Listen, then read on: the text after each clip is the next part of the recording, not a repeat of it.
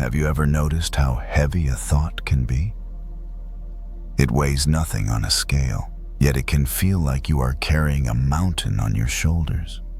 It keeps you awake. It keeps you tight. It keeps you from the peace you deserve.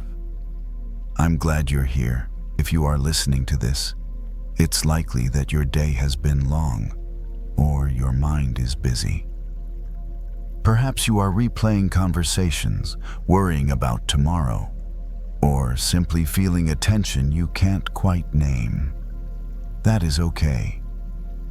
You don't need to force it to stop. And if you feel like it, you can gently let me know in the comments where you're listening from tonight. Sometimes, it's comforting to realize how many of us are quietly sharing this same moment from different corners of the world. You see, the mind is like a guardian dog. It barks at shadows because it wants to protect you. We don't need to yell at the dog to be quiet. We just need to gently let it know that we are safe, so it can lay its head down and rest. For the next hour, I am going to share a collection of stories with you. These aren't just fairy tales. They are mirrors. Some are from the Zen tradition, some from Stoic philosophy, and some are simple metaphors for the human experience. Each story revolves around two things: the art of letting go and the discovery of your inner strength. You don't need to memorize these stories. You don't even need to listen to every word. If you drift off to sleep in the middle of a sentence, that is perfect. That is the goal. Think of my voice as a gentle breeze. You can enjoy it while it's there, but you don't need to hold on to it. Get comfortable now. Adjust your pillows. Let your shoulders drop away from your ears. Unclench your jaw. Let's begin with our first journey, a journey about the weight we choose to carry.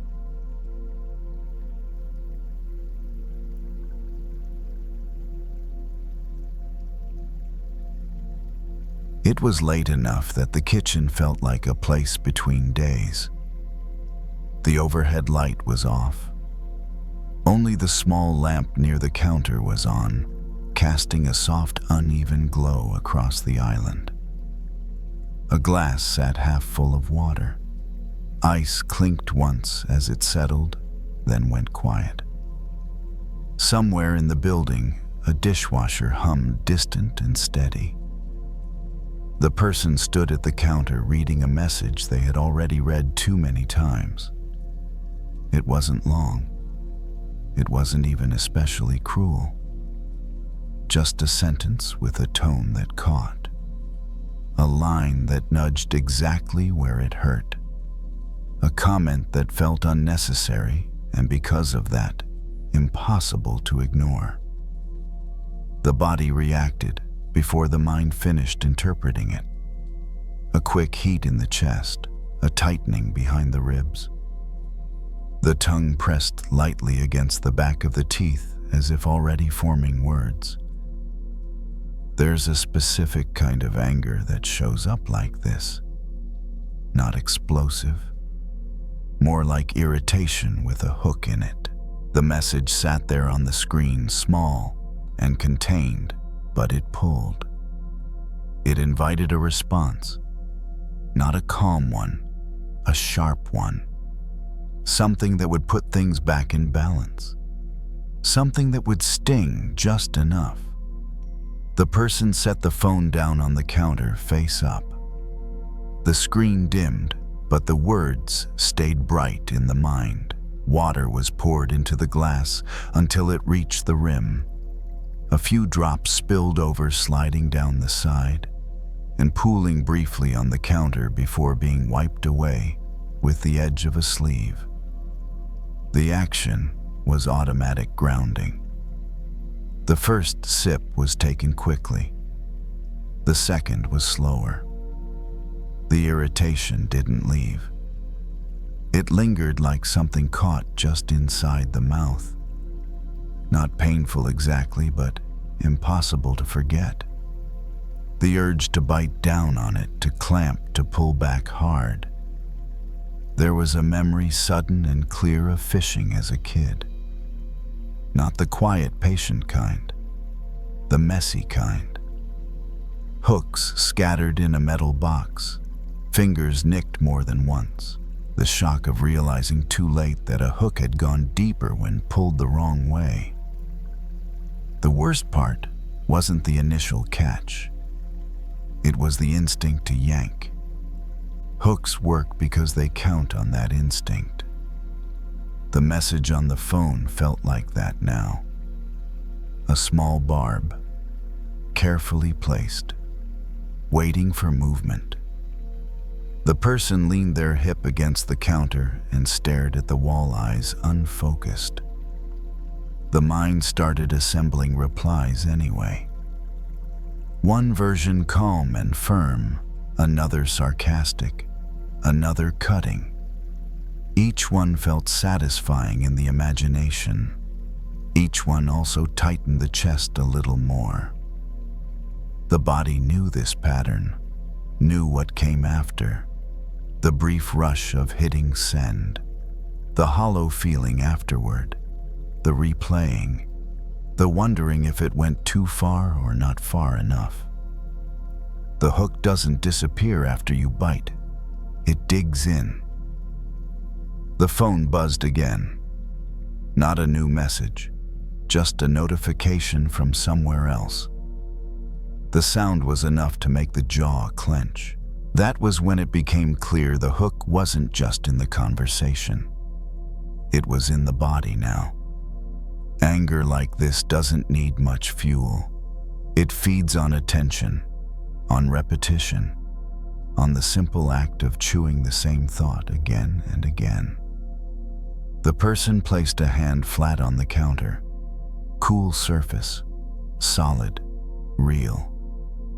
The other hand wrapped loosely around the glass. The ice had melted slightly. The water tasted plain. There was a quiet recognition, not dramatic, not virtuous. I'm already hurt. Swallowing another sharp word wouldn't fix that. It would only add another thing to pull out later. The message on the phone stayed unanswered, not ignored. Just left where it was, the way you might leave a splinter alone for a moment instead of digging at it with dirty fingers. The irritation shifted. It didn't go away, but it changed shape. Less sharp, more like an ache. The person thought about how often arguments grow this way. One barb leads to another. One hook swallowed invites a second. Before long, both sides are bleeding and calling it honesty. The kitchen stayed quiet. The lamp hummed faintly. The night pressed gently against the windows.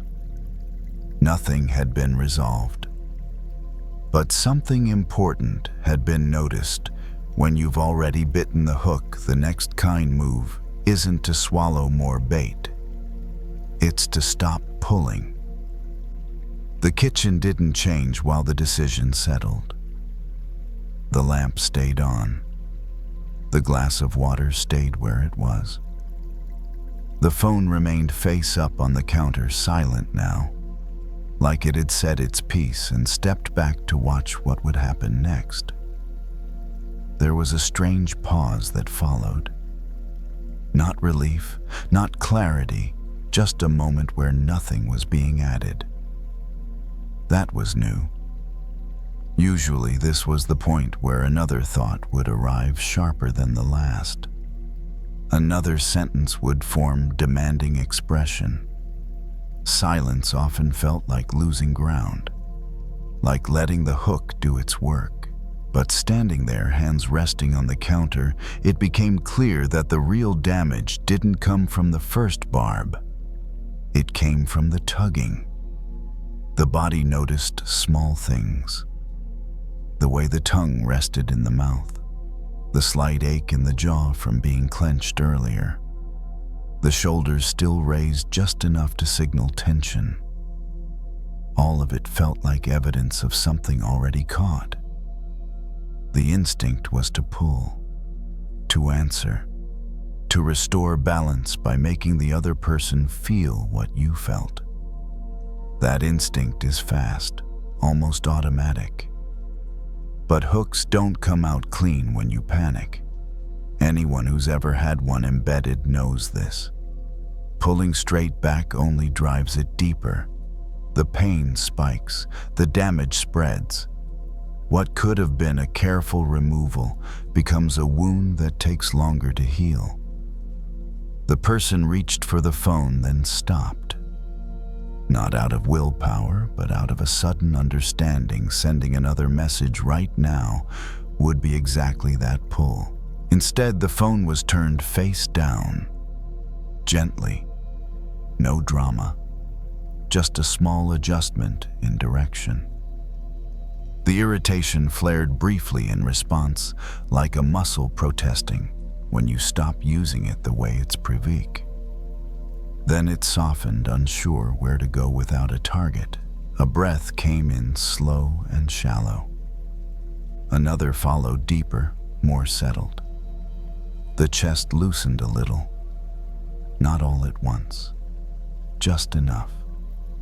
Silence, it turned out, wasn't passive. It was an action.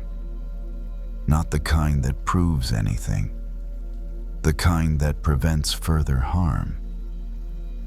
Forgiveness started to feel less like a decision about the other person and more like a boundary around pain. A refusal to keep feeding something that was already hurting. The message hadn't disappeared. It still existed. The words were still there, but they no longer had teeth. The hook, once noticed, lost some of its power. The person took another sip of water. The glass was nearly empty now. The sound it made as it was set down was dull, final, a small closing. There would be a later moment to respond if needed. A moment when the body wasn't reacting.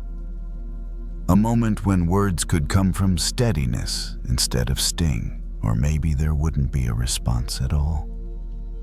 Not every hook needs to be addressed. Some only need to be removed quietly. The dishwasher hummed on. A car passed outside. Life continued in its ordinary way, unaffected by the unsent reply. The irritation continued to fade, not into forgiveness exactly, but into space. Space where the body didn't have to stay alert. Space where the mind didn't need to sharpen itself. What remained was a clear sense of this swallowing. One more barb wouldn't make the pain smaller.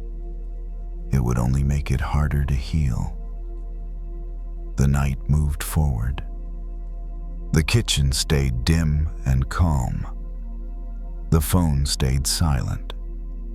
And somewhere between the counter and the quiet, the hook loosened simply because it was no longer being pulled.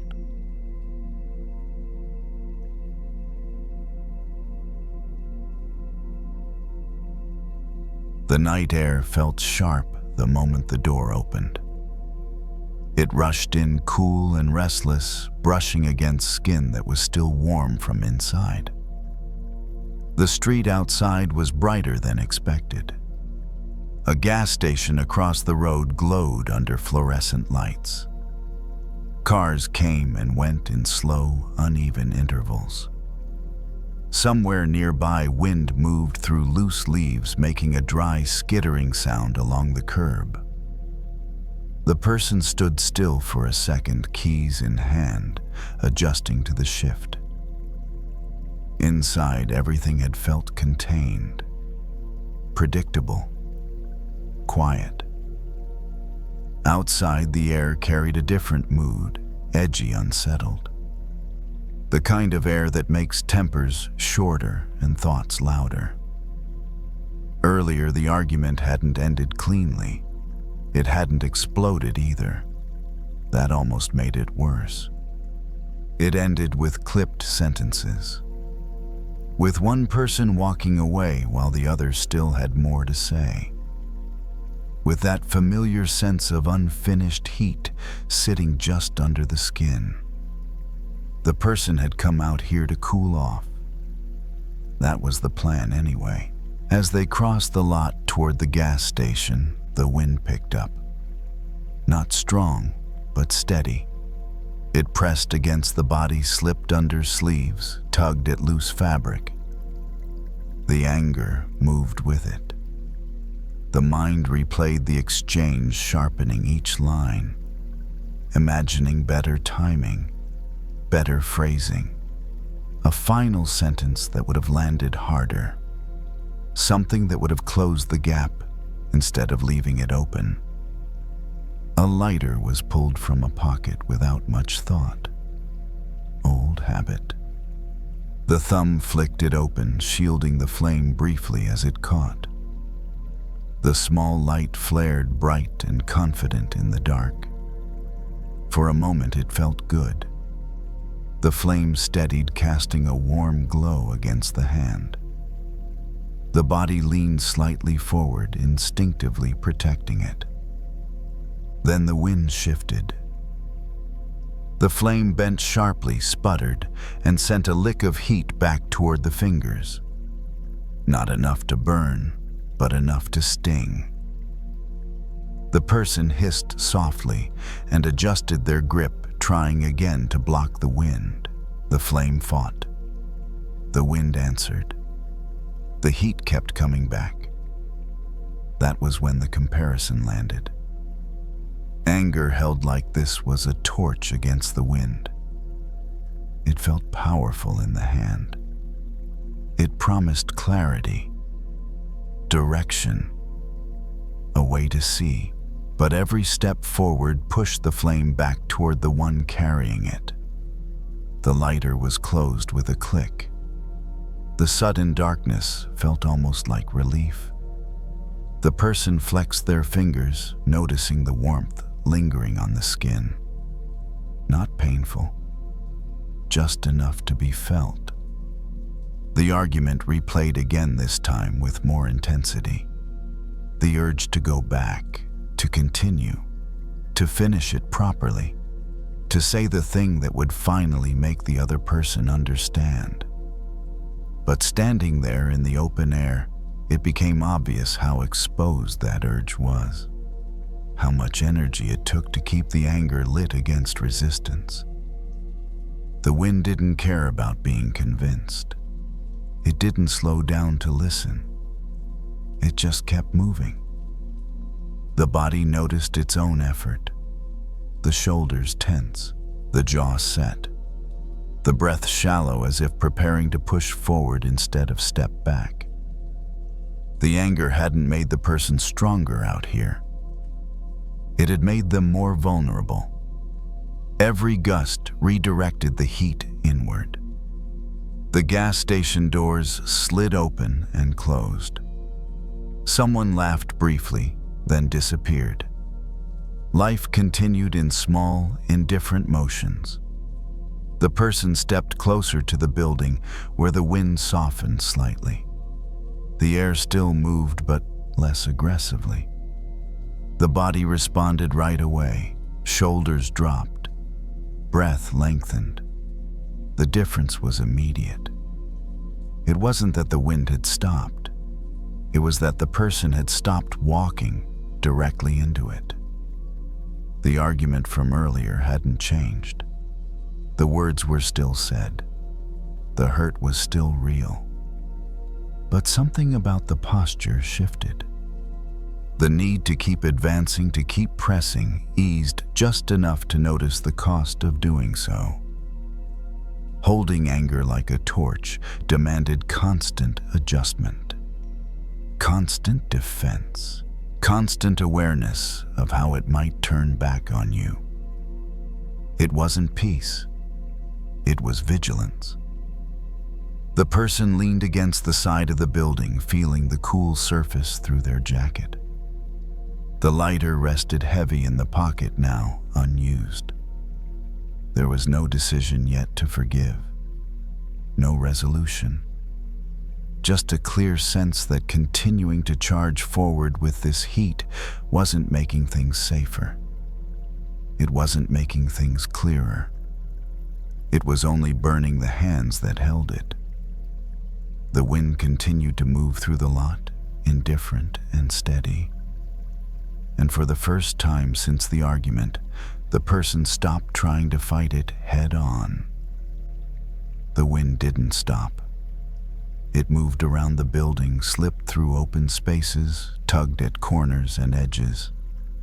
But here, pressed against the wall, it lost some of its force. It became background instead of opposition. The person stayed there longer than planned. Not to think things through, not to rehearse what to say next, just to feel what it was like not to push forward for a moment. The hands rested at the sides, now empty.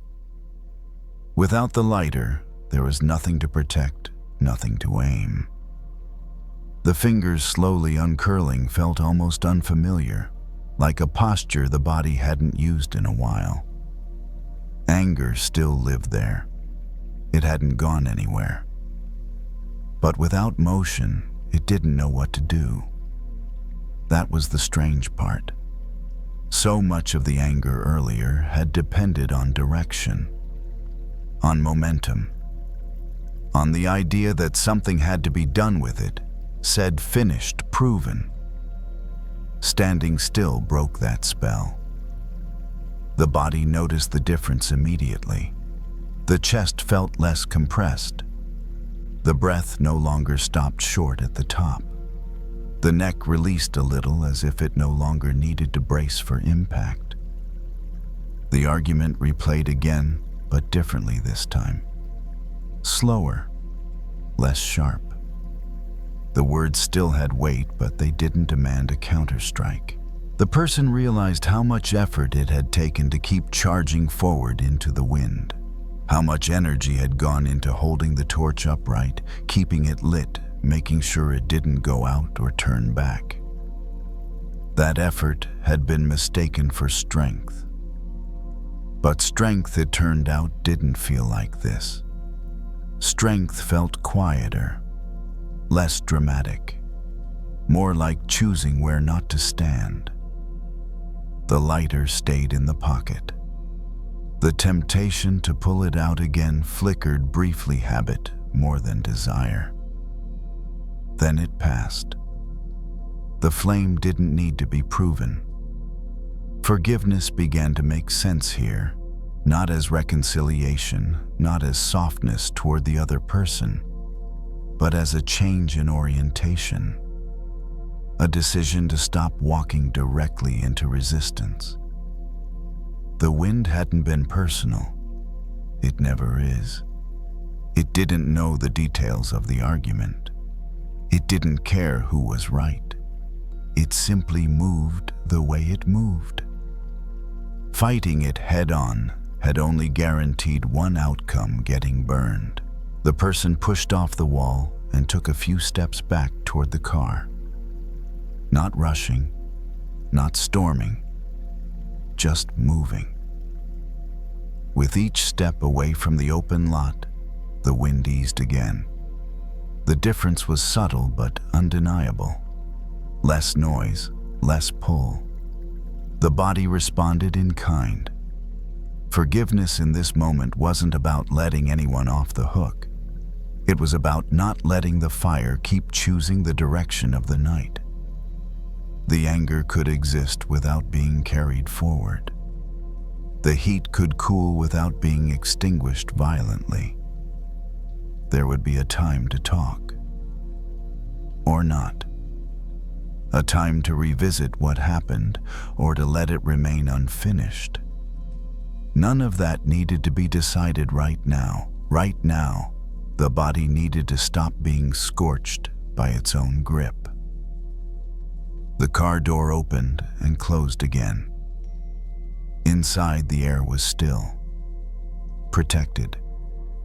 The kind of quiet that doesn't argue with you. The seat accepted the body's weight without resistance. The keys turned. The dashboard lights came on softly. The world outside stayed windy, restless, unchanged. But inside the car, the flame was gone. Not destroyed, just set down. The person sat there for a moment before driving off, hands resting on the wheel, relaxed now. The earlier urge to rush back into the argument had faded into something more manageable, an awareness instead of a push. Anger, when met this way, didn't disappear. It transformed. It stopped being a weapon and became information. It stopped being fire and became warmth, distant and contained.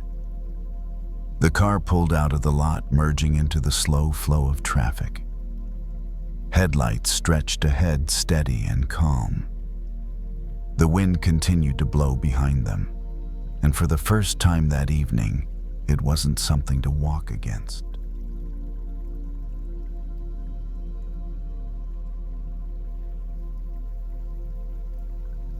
The bathroom was quiet, except for the sound of water. Not rushing, not splashing. Just a steady stream hitting tile, breaking into softer echoes that filled the small space. Steam gathered slowly, blurring the edges of everything without fully hiding it. The person stood under the shower, eyes closed, letting the warmth do what it always did. Loosen muscles that had been tight all day, soften joints that had been held too stiff for too long. That's when the anger showed up. Not loudly, not all at once. It came as a tightness in the chest, a thought that slipped in sideways, a memory of a conversation that had already ended but hadn't stopped moving inside. Someone's words, someone's tone, a look that landed wrong. It didn't seem like much on the surface, the kind of moment that other people might shrug off without thinking twice. But the body had reacted strongly, almost disproportionately. That was the part that didn't make sense. The water ran over the shoulders, down the back. A hand reached out to steady against the wall. The tile felt solid, cool under wet skin. The mind replayed the moment again, slower this time. Why did that bother me so much? The question wasn't asked gently at first. It carried an edge, an accusation, as if the anger itself were a problem to be solved. The body answered instead, a familiar tightness in the stomach, a subtle clench in the jaw, a shallow breath that didn't quite make it all the way down. This wasn't new. The realization came quietly without drama. This reaction had happened before. Different people, different situations, same sharp spike, same lingering heat. The water kept falling, patient and indifferent. The steam thickened, fogging the mirror just outside the shower door. Shapes softened, reflections blurred. A memory surfaced, uninvited but clear, standing in front of a mirror years ago, younger, trying to understand a feeling that didn't match the situation. Seeing the same tension in the face then, the same guarded expression, the same sense of being braced against something unseen. The mirror doesn't create what it shows. It only reflects what's already there. The anger from earlier began to feel less like an attack from the outside and more like a flare from somewhere inside. Not invented, but triggered. The water pressure shifted slightly, a different note in the sound. The body adjusted without thought. The person rested their forehead briefly against the tile wall. The heat felt grounding, the contact steady. It wasn't that the other person hadn't been careless or insensitive or wrong. They might have been. But the intensity of this reaction didn't belong entirely to them. It belonged to a place that had been touched, a place that hadn't healed yet. The mind resisted that idea at first. It wanted the anger to stay justified, clean, directed outward, easier that way. But the body didn't argue. It recognized the pattern. Anger in moments like this wasn't just a defense. It was a signal. Something inside had been reflected back too clearly. The mirror in the bathroom was now fully fogged. Only vague outlines remained. The person reached out and wiped a small circle with the palm of their hand. An eye stared back, then another. The face didn't look furious. It looked exposed. The water continued to fall steady and warm. The room held the sound without judgment.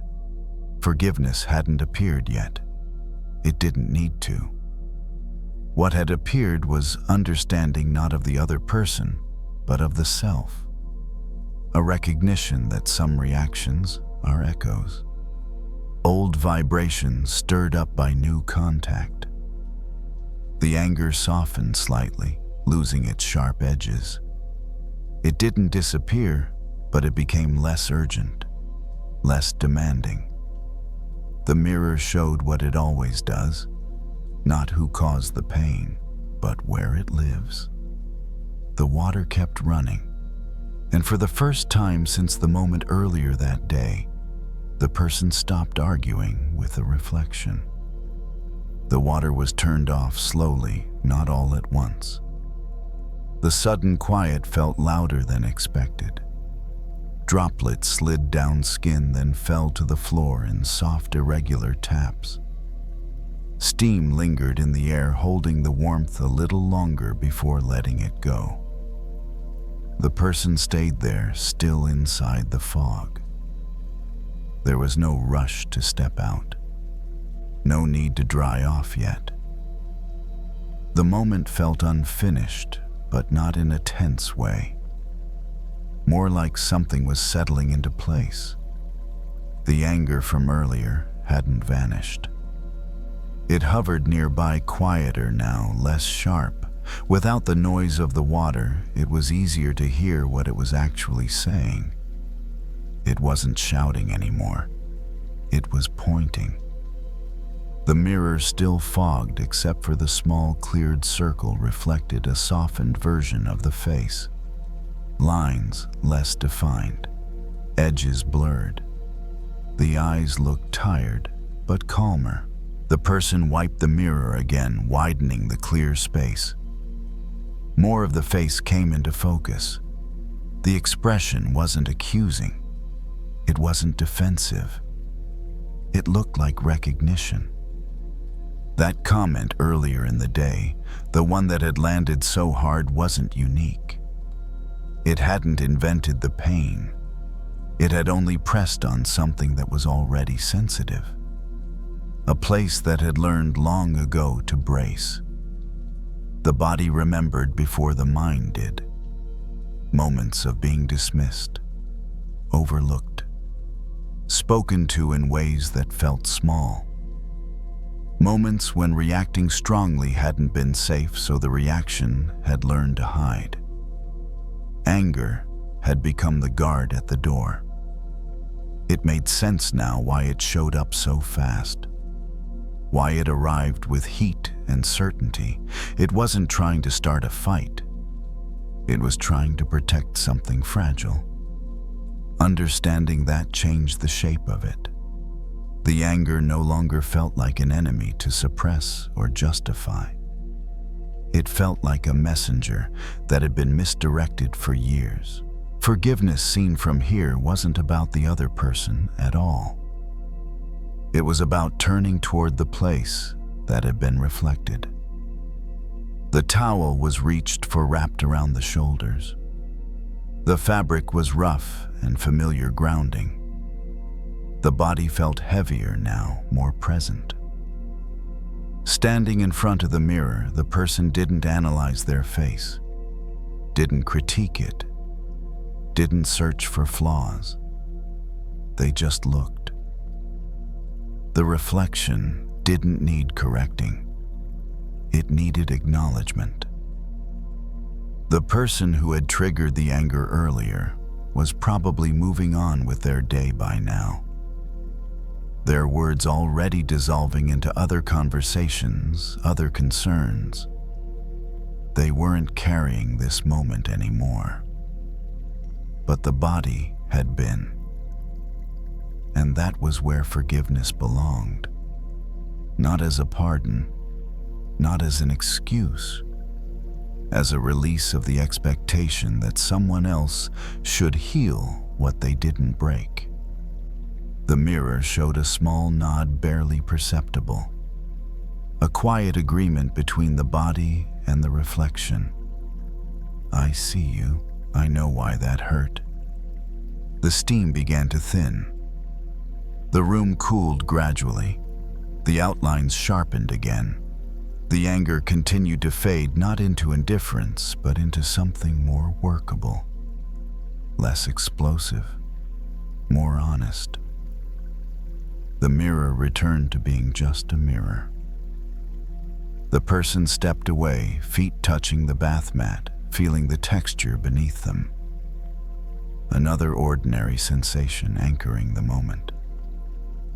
There would be other triggers, other reflections, other times when old wounds caught the light at the wrong angle. But now, there was a pause where there used to be a reaction. A moment to recognize what was being shown. The towel was hung up. The light dimmed. The bathroom returned to quiet. And somewhere between the fog and the clearing, the person learned this: not every anger is about the person in front of you. Sometimes it's about what they accidentally helped you see. And when that's the case, forgiveness starts at the mirror.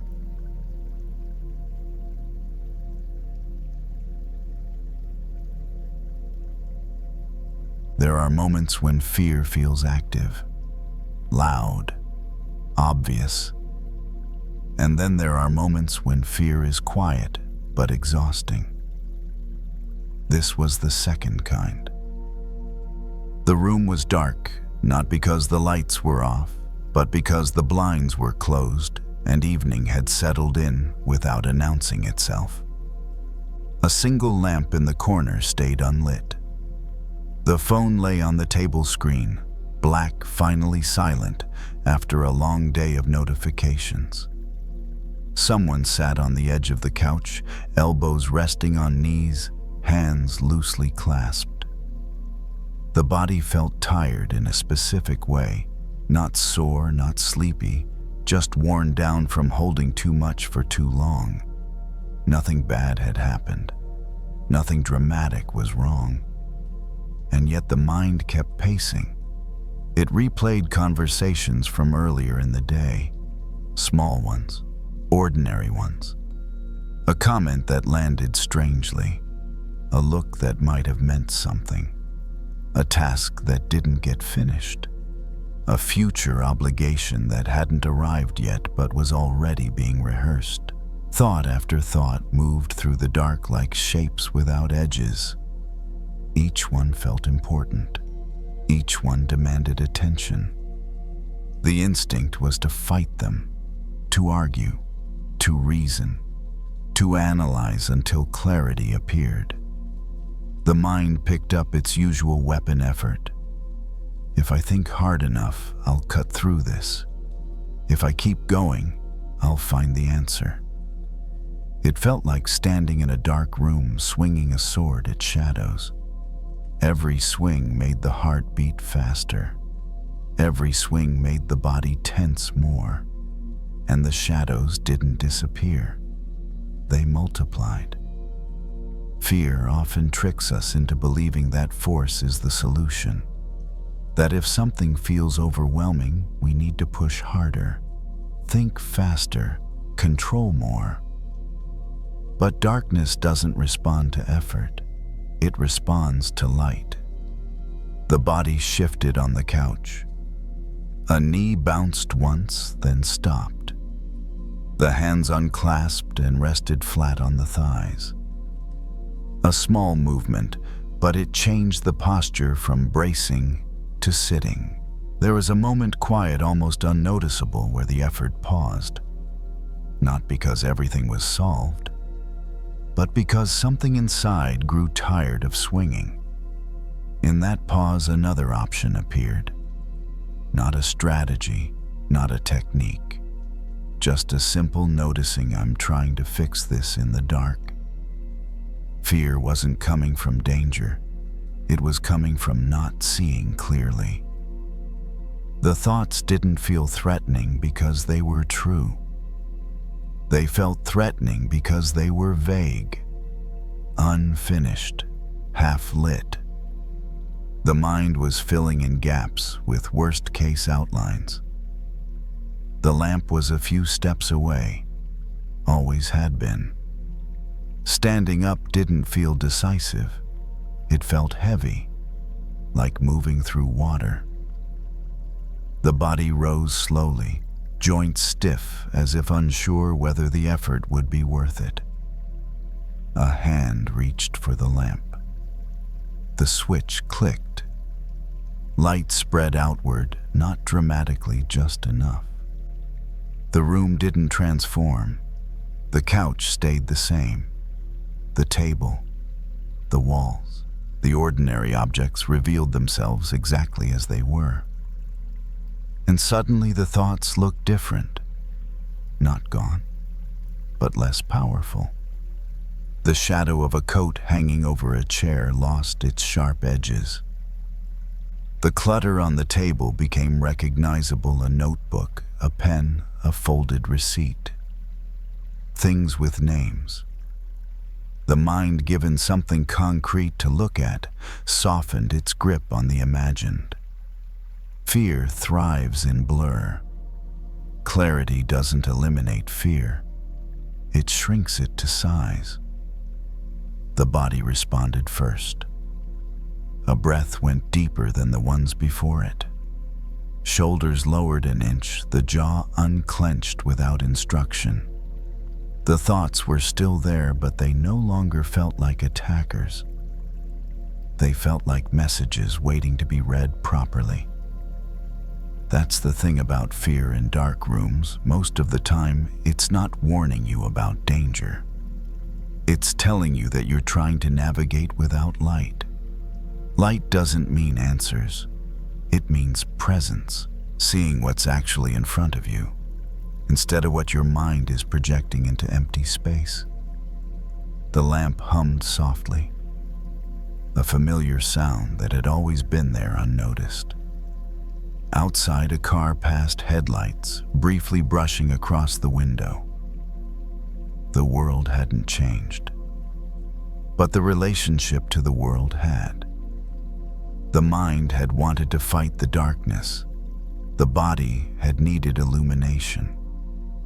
There was still uncertainty, still things unresolved, still tasks waiting for tomorrow. But now they had shapes, edges, boundaries. Not everything needed to be solved tonight. Some things just needed to be seen. The person stood there for a moment longer, letting the room exist as it was. Ordinary, manageable, not demanding anything extra. The sword had been set down, not because it was wrong, but because it wasn't the right tool. In a dark room, effort makes noise. Light makes sense. And with the light on it, became clear that the room had never been dangerous. It had only been unseen.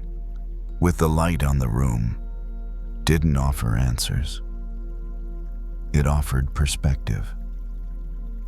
The problems that had felt huge a few minutes earlier now sat quietly in their places. A notebook with unfinished pages, a phone that hadn't buzzed in a while, a chair that needed to be pushed back under the table. Nothing dramatic, nothing urgent. Fear had made them feel bigger than they were. That's what darkness does. It stretches things. It removes edges. It turns manageable situations into shapeless threats. The body leaned back against the wall, feeling the cool surface through fabric. The breath slowed, not because it was told to, but because it finally had room to. So much fear comes from trying to fix what hasn't been clearly seen yet. The mind wants resolution before understanding. It wants certainty before clarity. It wants to swing harder, think faster, push deeper.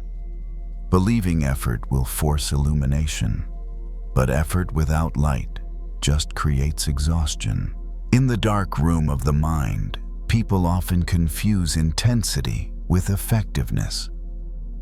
They assume that if something feels heavy, the solution must be equally heavy. That serious problems require serious force, but many fears don't need force at all. They need a pause, they need attention, they need light. Light in this sense isn't optimism, it isn't positive thinking, it isn't pretending things are fine. It's simply seeing what is actually present. Seeing the worry as a thought, not a verdict. Seeing the tension as a body response, not a sign of failure.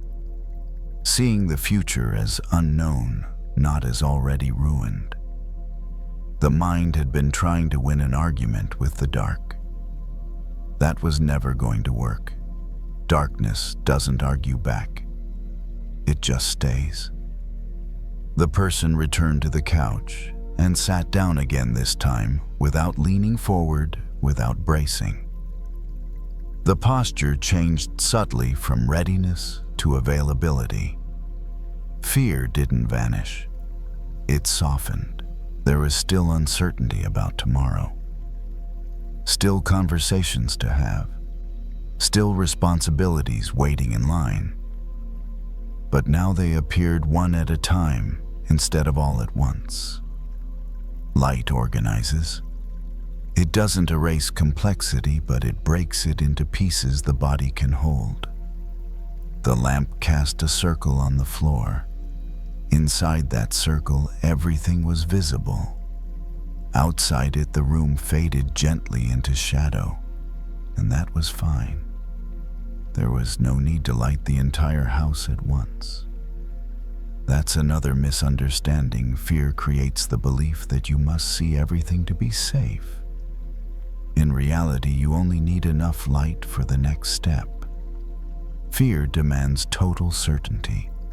Clarity asks for honesty.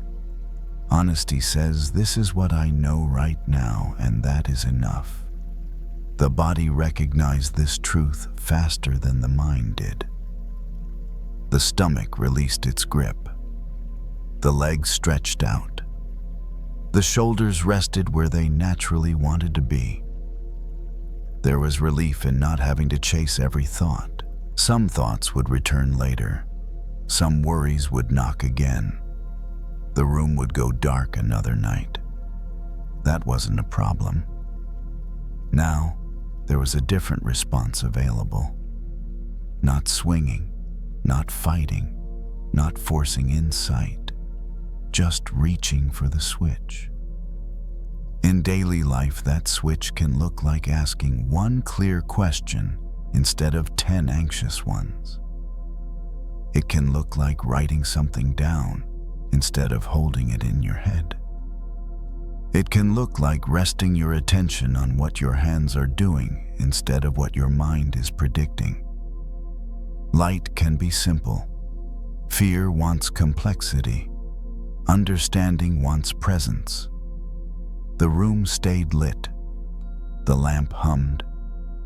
Time moved quietly forward. Nothing asked to be fixed. Nothing demanded proof. Eventually, the body leaned into the back cushion. The light was still on, but it no longer felt necessary to stare at everything. Seeing once was enough. The dark room hadn't been a threat. The effort had been, and with that realization, something settled, not permanently, not perfectly, but enough. Enough to stop swinging, enough to breathe, enough to sit in a room that was no longer confusing. The light didn't defeat the dark. It made it unnecessary to fight. And that was the quiet shift that mattered.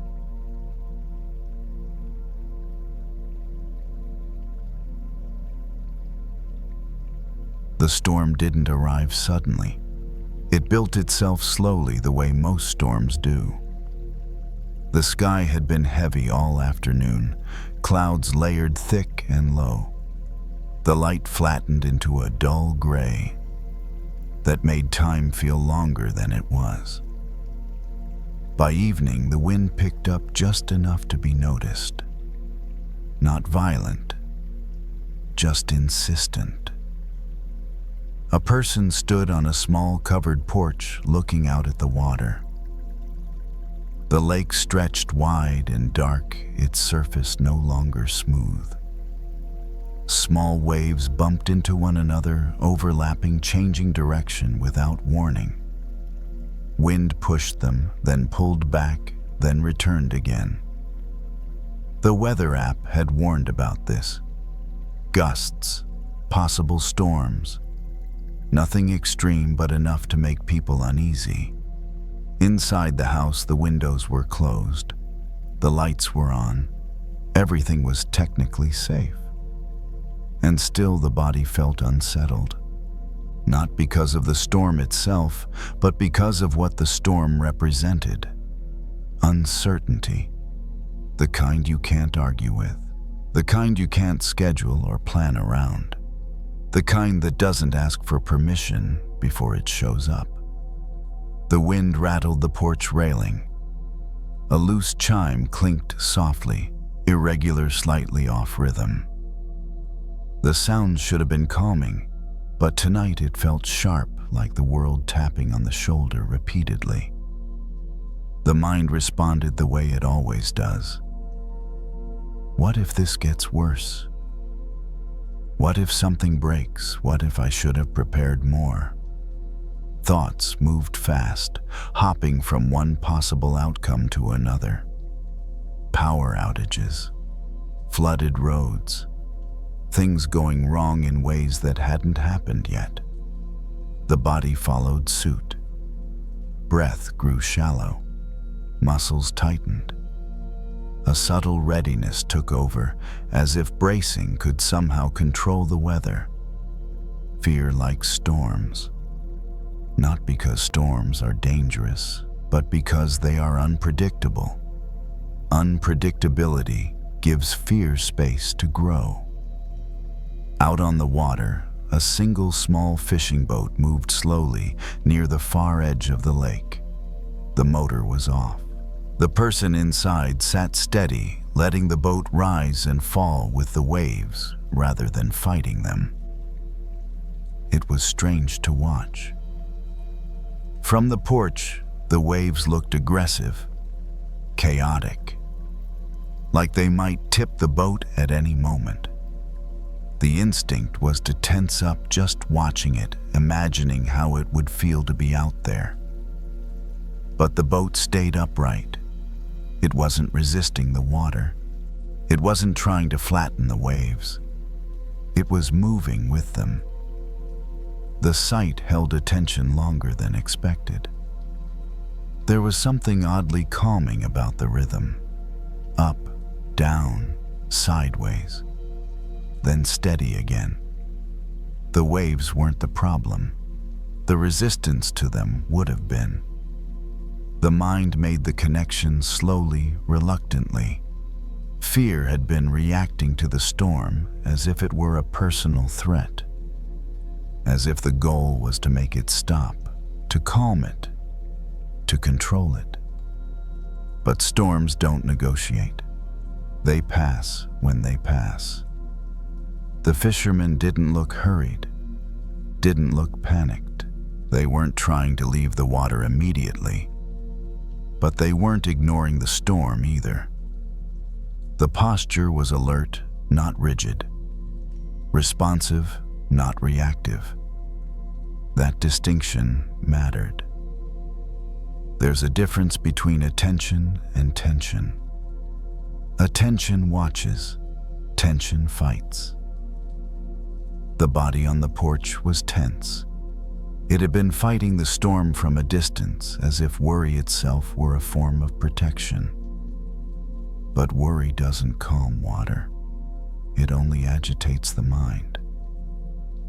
The wind gusted again, stronger this time.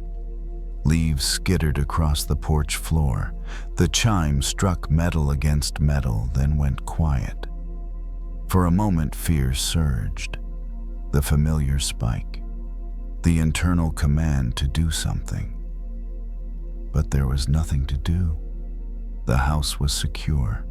The door was closed. The situation hadn't changed. Only the mind had. The body noticed the railing under the hands, solid, cool. The porch floor beneath bare feet. The sound of rain beginning lightly tapping the roof in uneven patterns. These were facts. The imagined disasters were not. Fear had been trying to flatten the storm to make it behave, to restore calm through force. But the fisherman wasn't doing that. The fisherman was staying balanced. Balance didn't mean stillness. It meant responsiveness. The waves rose higher for a moment, then eased. The boat tilted, corrected, tilted again. Nothing dramatic, just movement. The storm wasn't personal. It wasn't aimed. It was simply weather doing what weather does. That realization didn't make the fear disappear, but it changed how it was held. Fear became information instead of a command. Pay attention, stay aware, but don't panic. The body on the porch mirrored that shift.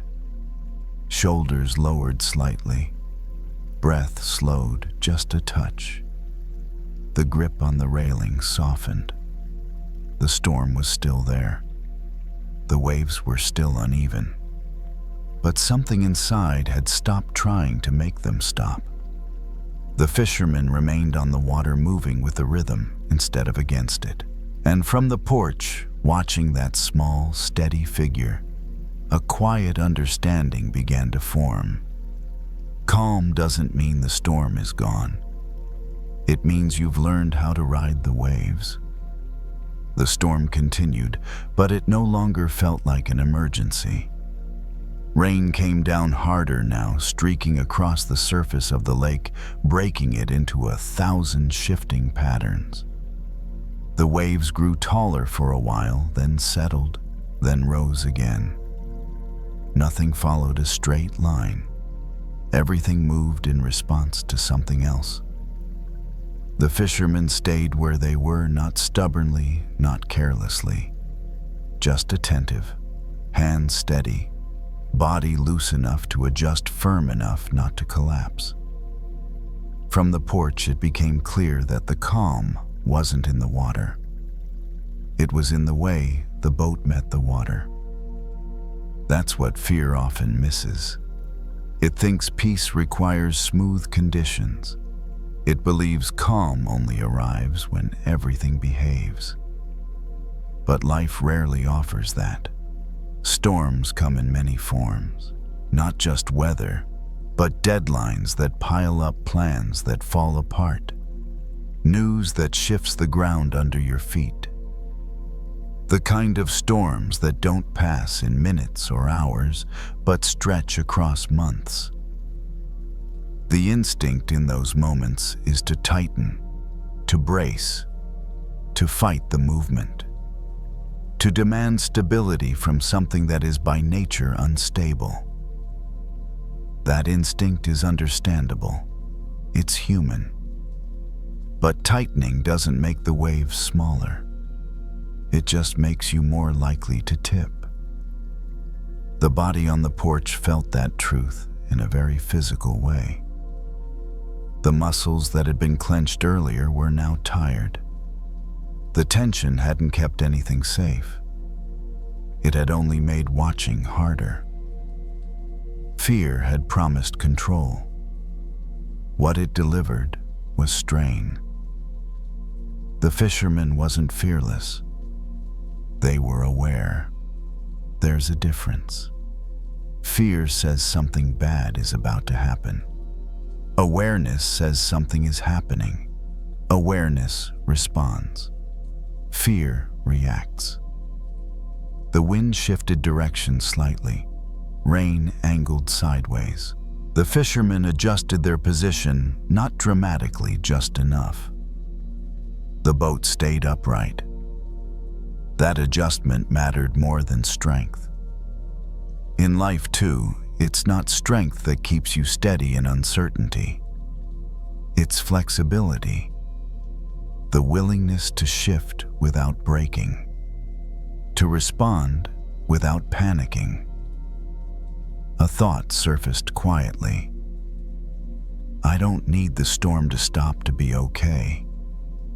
That thought didn't feel like optimism. It felt like realism. The storm wasn't going to consult anyone's comfort level before moving on. Waiting for perfect conditions would mean never stepping onto the water at all. Peace in that sense isn't about control. It's about relationship. Your relationship to the waves, your relationship to change, your relationship to fear itself. Fear, when listened to properly, doesn't demand escape. It asks for presence. Be here, pay attention, stay upright. The body on the porch shifted weight from one foot to the other. The rain soaked the edge of the porch, darkening the wood. Cool air brushed skin. Sensations returned, grounding attention in the present moment instead of projected futures. The fisherman eventually turned the boat slightly, angling toward shore, not rushing, not delaying, just choosing a moment that felt right. That choice wasn't driven by panic. It was guided by awareness. The difference was subtle, but everything. When fear leads, choices feel desperate. When awareness leads, choices feel timely. The storm began to move on slowly, without ceremony. Rain softened. Wind lost its edge. The lake remained restless, but less aggressive. The fisherman reached the shore and secured the boat. No victory pose, no relief on display, just the end of a passage. Watching that, the body on the porch felt something settle. Not safety, not certainty. Trust, not in outcomes, but in the ability to stay present through them. Storms would come again, stronger ones, quieter ones. Ones that lasted longer than expected. That wasn't in doubt. What mattered was knowing that calm wasn't something you waited for. It was something you practiced. Not by flattening waves, not by fighting the wind, but by learning how to stay balanced when everything moves. The rain stopped completely. The lake breathed out ripples, smoothing into longer lines. The porch felt still again. The storm had passed. Not because it was controlled, but because it had run its course. And the understanding remained steady as the ground beneath bare feet. You don't need the sea to be calm. You need to know how to ride it.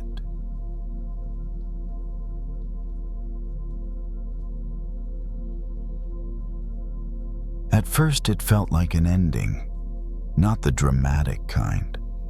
No announcement, no clear moment where everything stopped. Just a quiet sense that something familiar was no longer there. The office badge had been turned in earlier that day. Not with anger, not with relief either. Just a brief exchange, a polite nod, a thank you for everything, and then the door closing behind them with a soft, ordinary sound. The parking lot looked the same as it always had. Same faded lines, same trees along the edge, leaves barely moving in the late afternoon air. Cars coming and going, people heading home, already shifting into evening routines. And yet something had ended. In the car, the engine stayed off for a while. Hands rested on the steering wheel, not gripping, just holding. The body didn't know what to do next. Not because there were no options, but because all the options felt unfamiliar. When a chapter closes without a clear replacement, the space it leaves can feel unbearable. The mind rushed in quickly. What now? What if this was a mistake? What if I don't become anything else? Fear didn't arrive as panic. It arrived as heaviness. Like the air inside the chest had thickened. Like movement required more effort than usual. The future, suddenly wide open, didn't feel like freedom. It felt like exposure. People talk about change as growth, but the moment before growth doesn't feel expansive. It feels tight, confined, uncertain, like being wrapped in something you didn't choose. A cocoon doesn't look like a beginning. It looks like a burial. The car door opened. The sound echoed briefly, then disappeared into the open air. Feet touched the pavement. The ground felt solid, reassuring in a way the thoughts were not.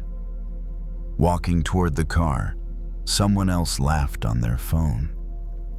Another person loaded groceries into a trunk. Life continued at full speed, indifferent to one person's internal collapse. That contrast made it worse. How can everything keep going when I don't know who I am right now? The body moved on autopilot. Seatbelt clicked. Engine turned over.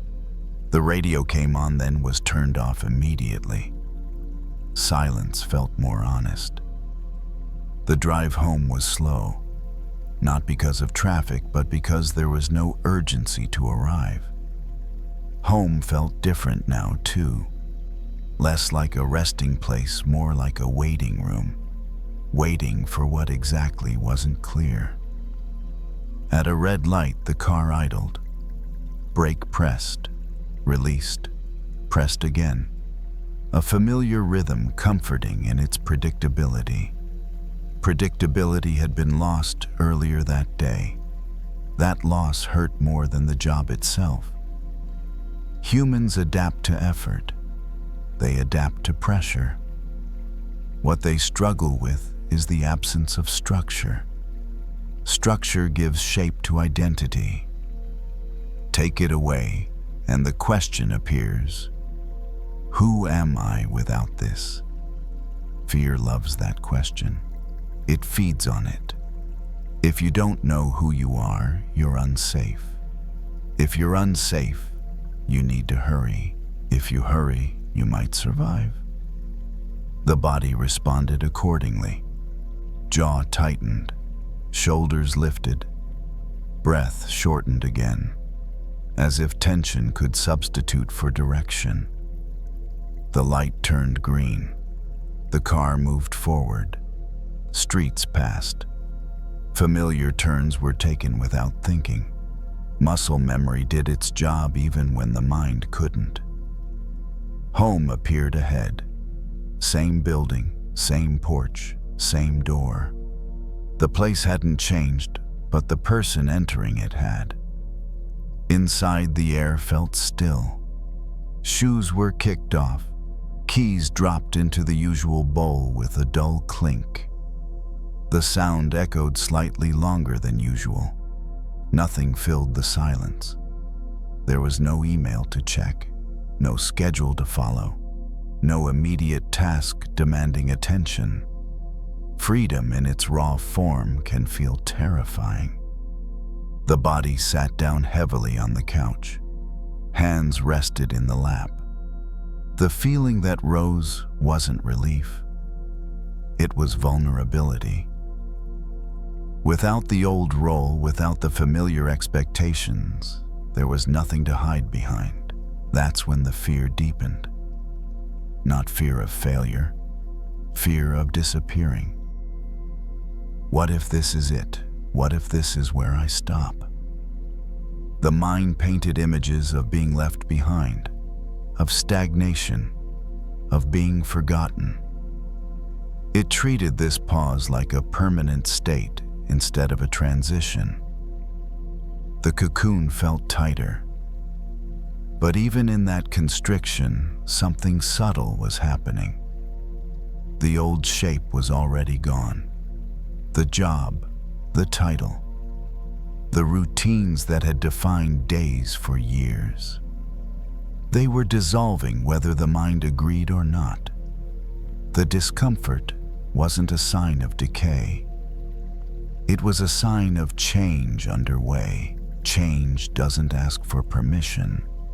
It doesn't wait until you feel ready.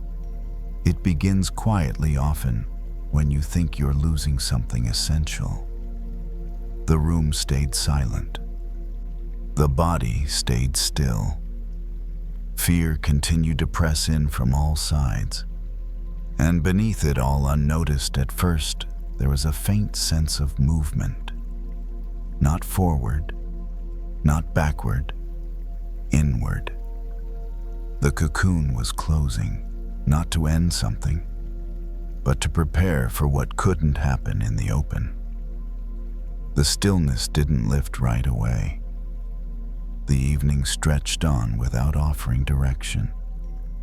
The clock moved. Light shifted across the room.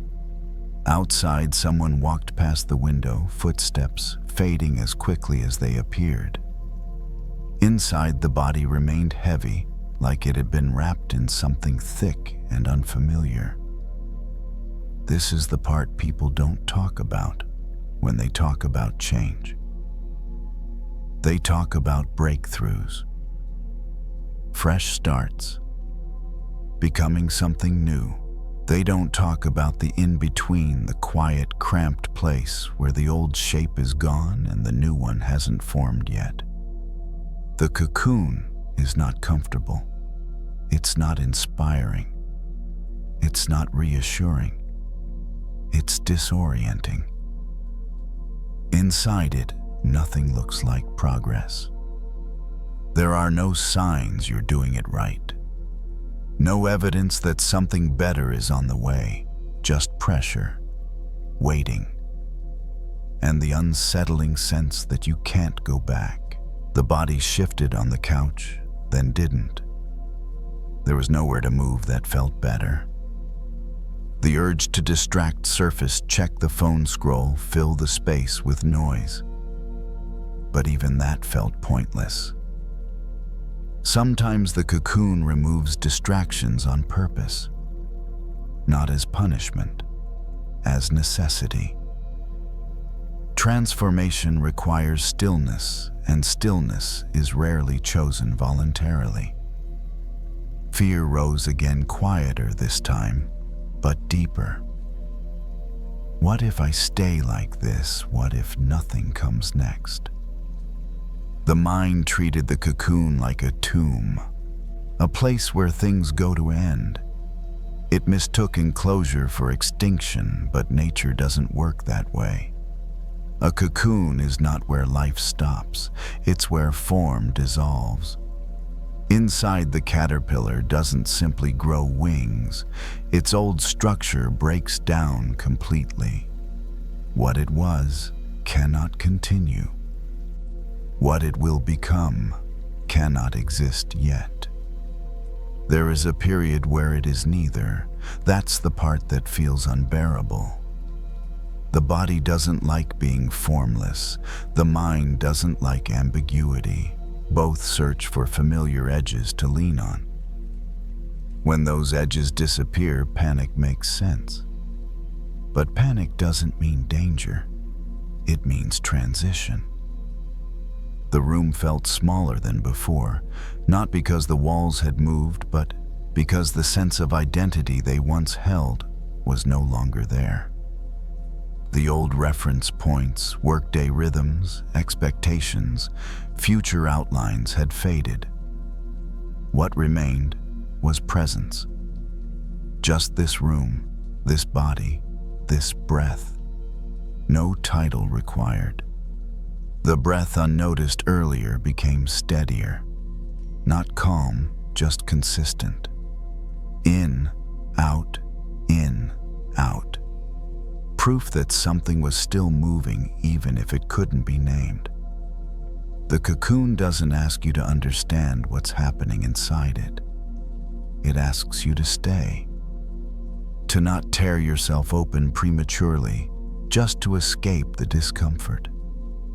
People often try to break out of this phase too early. They rush into the next role, the next distraction, the next identity, not because it fits, but because it's familiar. That's how growth gets delayed. The cocoon needs time, and time needs trust. Not trust that everything will be perfect, just trust that this tightness isn't the end of the story. The body leaned back slightly, surrendering a fraction of its resistance. The muscles didn't relax fully. They just stopped fighting the pressure. That was enough. The fear didn't disappear, but it changed tone. Less catastrophic, more curious. What if this isn't failure? What if this is formation? The thought didn't land as belief. It landed as possibility. Possibility is quieter than certainty. It doesn't demand agreement. It just opens a door a crack and waits. Outside, the sky darkened completely. Streetlights came on. The day finished whether or not anything had been decided. That too was instructive. Life continues even when identity is in flux. Breathing continues. Time continues. Nothing essential had been lost. Something essential was rearranging. The cocoon didn't feel welcoming yet, but it no longer felt like a grave. It felt like a pause with purpose, even if that purpose couldn't be named from the inside. Eventually, the body stood and moved through the room slowly, without agenda. A glass of water. A light turned off. Curtains adjusted. Small acts of care. Inside the cocoon, care matters more than clarity. The future remained undefined. That was still uncomfortable, but it no longer felt fatal. Change doesn't announce what it's making. It only asks you to let the old shape go. The cocoon held that letting go quietly. Not forever, just long enough. And in that enclosed, uncertain space, something unseen continued its work, not destroying what had been, but making room for what could not exist before.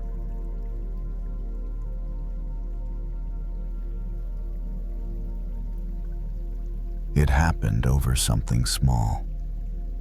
Not a breakup, not a job loss, not a disaster.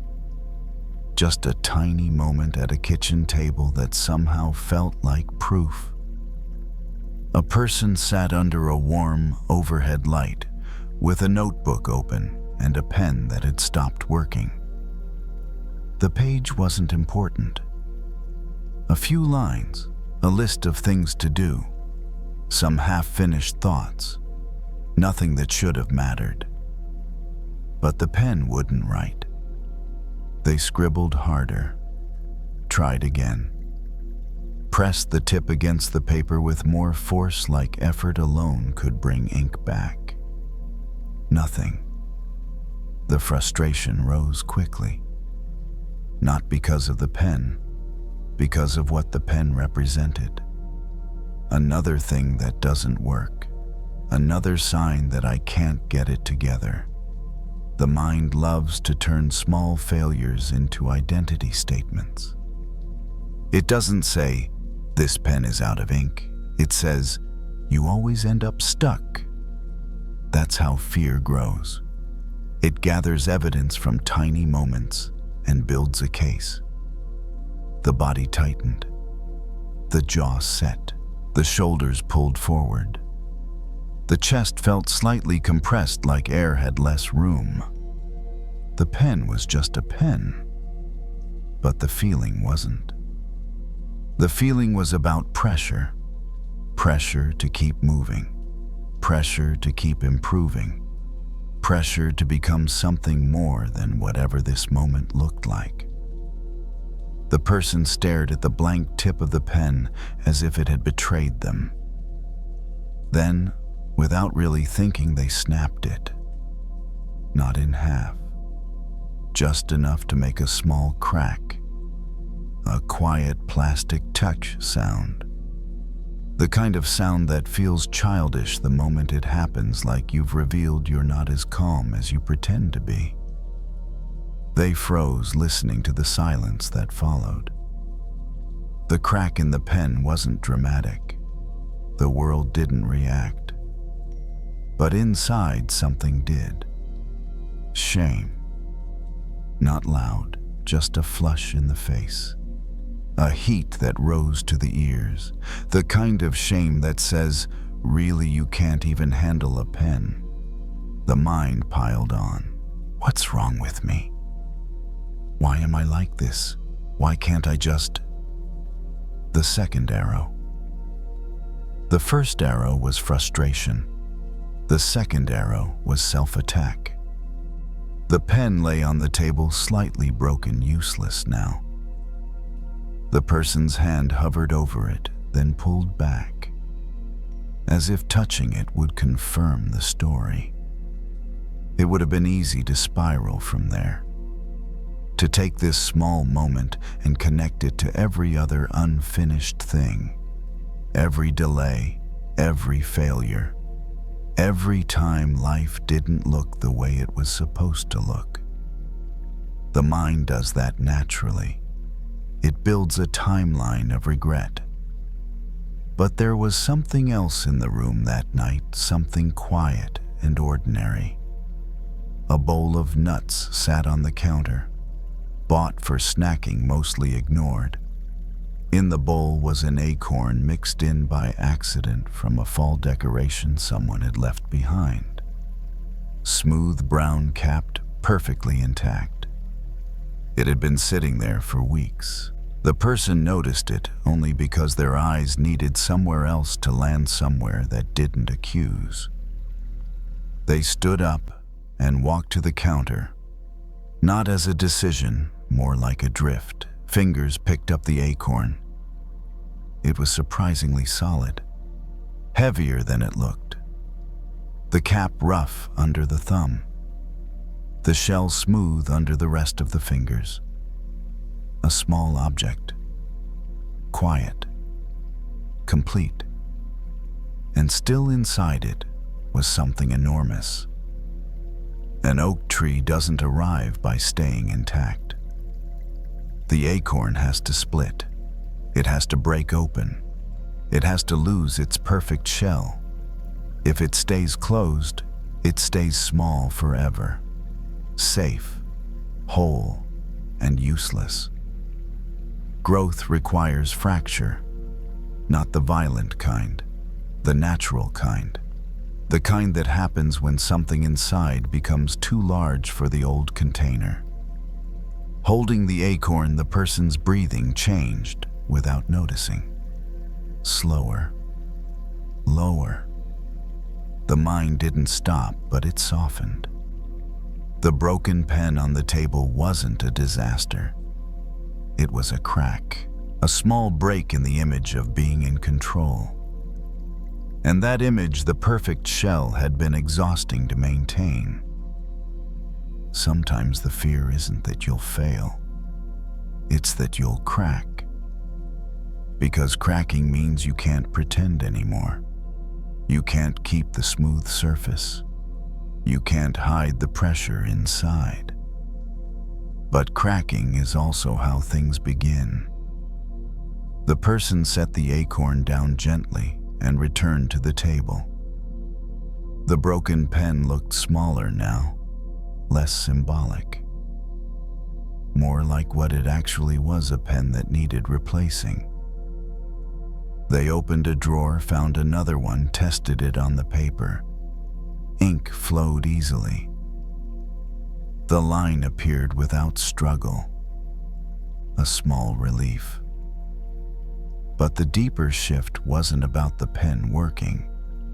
It was about the realization that the crack didn't ruin anything essential. The crack had simply revealed how tightly they'd been holding themselves together. The to-do list on the page was still there. The future was still uncertain. The pressure didn't disappear, but something had changed in the way it was carried. Not as a flawless shell, more like a seed that could break open. The crack stayed with them longer than expected. Not the crack in the pen that had already been tossed into the trash, but the idea of it. The sound. The feeling of something giving way after being held too tightly for too long. The evening moved on in small, ordinary steps. Dishes rinsed, lights dimmed. The notebook closed and set aside without being finished. Nothing heroic, nothing resolved. And yet the body felt different. Not lighter, not confident, just less armored.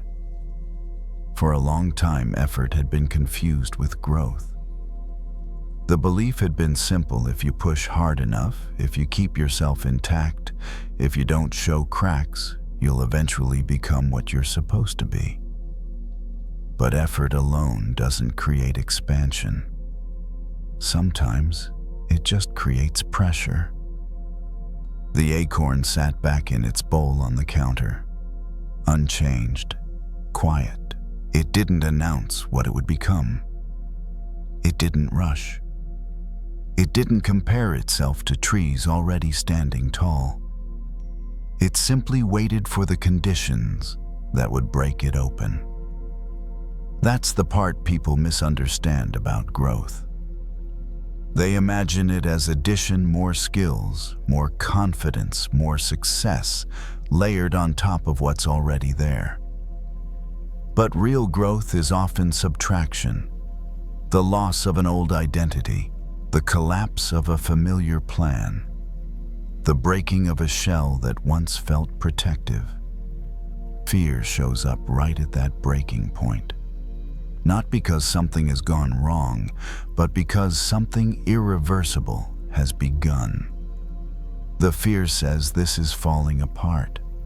Understanding says this is making room. Those two voices can sound very similar in the moment. The body leaned against the counter, feeling the cool surface through the thin fabric of a shirt. The breath moved in and out, steady now, not forced. The tightness in the chest hadn't vanished, but it no longer felt like an emergency. Cracking didn't mean failure. It meant pressure had reached its limit. And pressure reaching its limit is not a personal flaw. It's a physical truth. Seeds crack because they must, not because they are weak. The fear earlier hadn't been about the pen. It hadn't even been about productivity. It had been about losing the image of being composed, capable, unbreakable. But unbreakable things don't grow. They stay the same. The future still felt uncertain. That hadn't changed. There were still unanswered questions, still moments ahead that would test patience and confidence. But the fear of cracking had softened, because cracking had already happened and the world hadn't ended. Nothing essential had been lost. What had been lost was the illusion of needing to stay perfectly intact. The acorn didn't become a tree by staying whole. It became a tree by letting itself split. The thought didn't arrive as motivation. It arrived as permission. Permission to be unfinished. Permission to be in process. Permission to not know exactly who this version of yourself was becoming. The pressure to figure it all out eased slightly. Not because answers appeared, but because the demand for them relaxed. Growth doesn't always feel like moving forward. Sometimes it feels like breaking down. And that breaking down isn't the opposite of becoming. It's the entrance. The kitchen light cast a soft glow across the counter. Outside, the night stayed quiet. No signs, no messages, no confirmations. Just time moving steadily, doing what time does best. The acorn remained where it was whole for now, waiting for soil, water, darkness, the very things that would eventually break it open. And for the first time in a while, that breaking didn't feel like something to avoid. It felt like something to trust. Not because it would be easy, but because it was necessary. The crack wasn't the end of strength. It was the end of pretending that strength meant never breaking at all.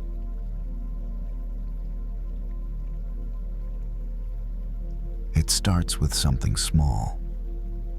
So small it almost feels silly to notice. A comment that didn't land quite right. A look that was hard to read. A message that didn't get a reply as quickly as expected. Nothing that should matter this much. And yet it does. The kitchen is quiet. Late evening quiet. The kind where appliances make more noise than people.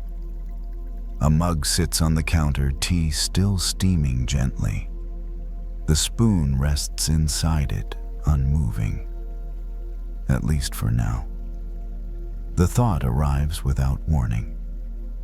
Did I misunderstand that it sounds harmless, curious, reasonable? The spoon moves. Just once, a slow stir. The surface of the tea shifts circles, forming steam rising unevenly. Nothing dramatic, just motion. Another thought follows. Maybe they meant something else. The spoon turns again, this time a little faster. The tea darkens as leaves swirl up from the bottom. What was clear a moment ago becomes cloudy. Patterns overlap. It's harder to see through now. The mind does the same thing. One small concern pulls another into it. That one connects to a memory. The memory brings up an old feeling. Soon the original moment, the comment, the look, the message barely matters anymore. It's been buried under layers of interpretation. The spoon keeps moving. There's a familiar sense of urgency. as if stopping now would be irresponsible, as if the truth is hiding somewhere in the motion, waiting to be uncovered if the stirring continues just a bit longer. But the harder the tea is stirred, the less clear it becomes. The mug is lifted. A sip is taken too soon. The heat surprises the mouth slightly, not painful, just enough to cause a pause. That pause matters. In that brief stillness, it's noticeable how tight the jaw is, how shallow the breath has become, how much energy is being spent on something that began as almost nothing. This is how overthinking grows. Not from big problems, but from small ones given too much movement, too much attention, too many turns of the spoon. A storm doesn't need a sky. Sometimes a cup is enough. The spoon is set down on the counter. It makes a soft clink against the ceramic. The sound is small, but it cuts through the noise in the mind more effectively than expected. Without the stirring, the tea doesn't settle immediately. It keeps moving for a while. Currents cross. Leaves spin lazily before sinking again. The mind behaves the same way. Even when attention stops feeding it, thoughts don't vanish on command. They continue their motion out of habit. Old momentum carrying them forward. There's a temptation to stir again, to check, to make sure nothing important is being missed, to regain a sense of control. But instead there's watching, just watching. The tea slowly begins to clear, not completely, not perfectly, but enough that shapes start to soften. The surface smooths out. Steam rises evenly again. Nothing new was added. Nothing was fixed. The storm quieted because it was no longer being created. This realization doesn't arrive as a lesson. It arrives as relief.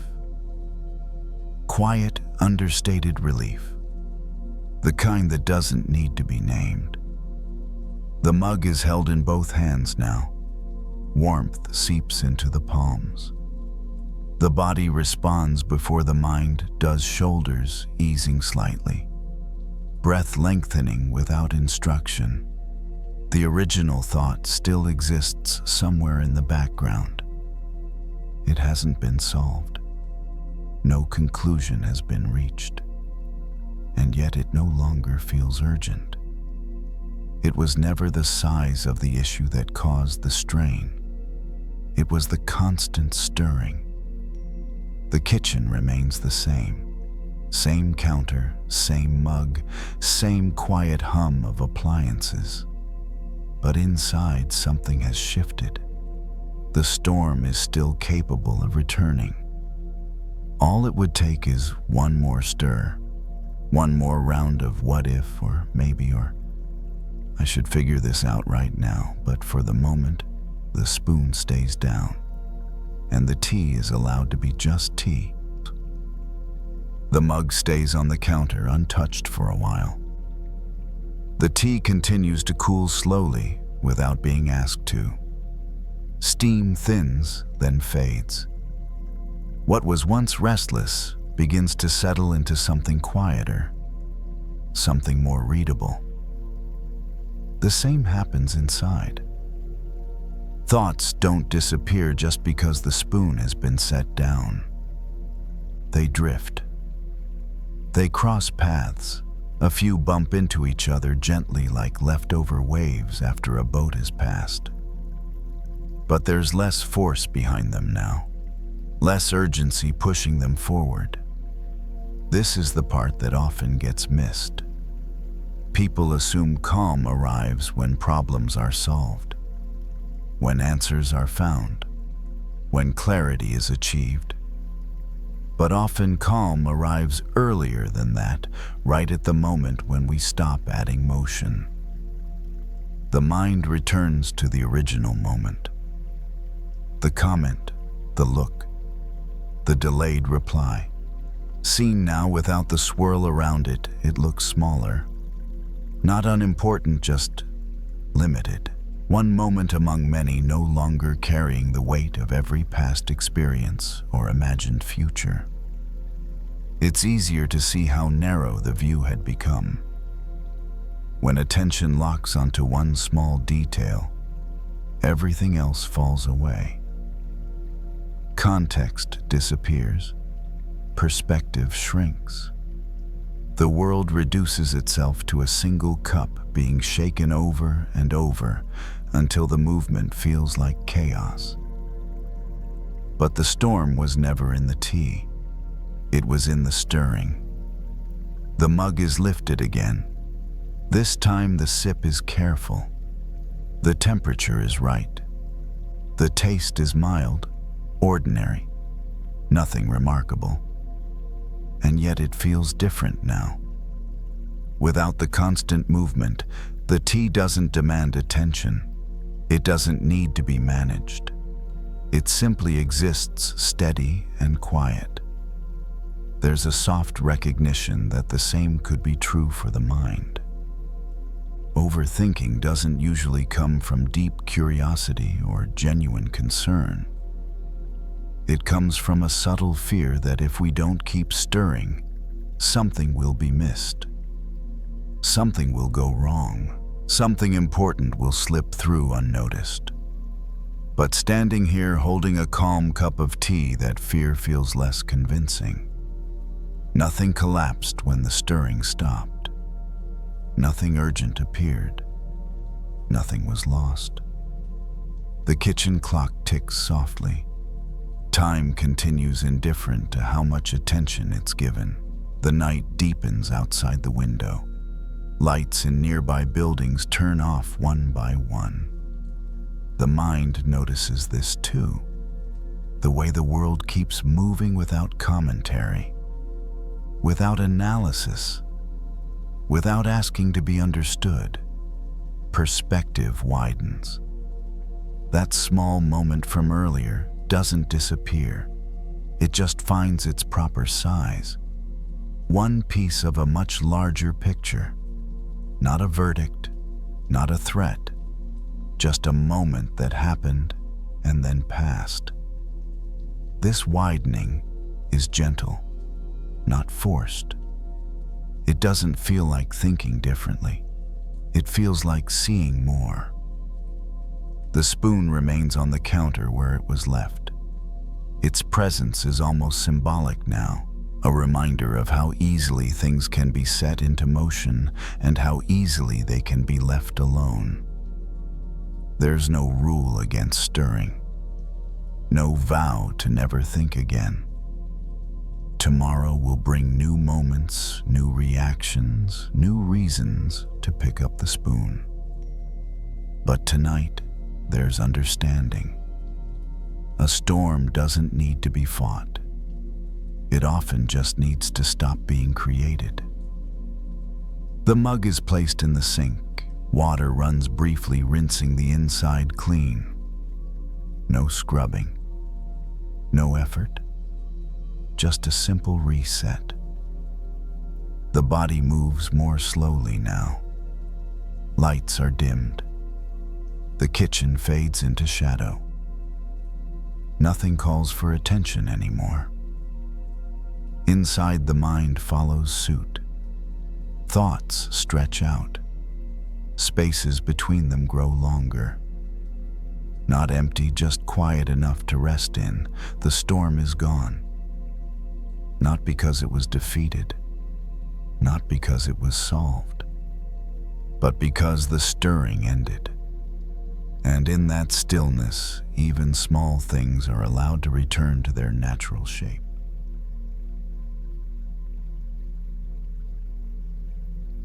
The backyard isn't big. Just a small patch of grass, a narrow garden bed along the fence, and a few potted plants near the porch.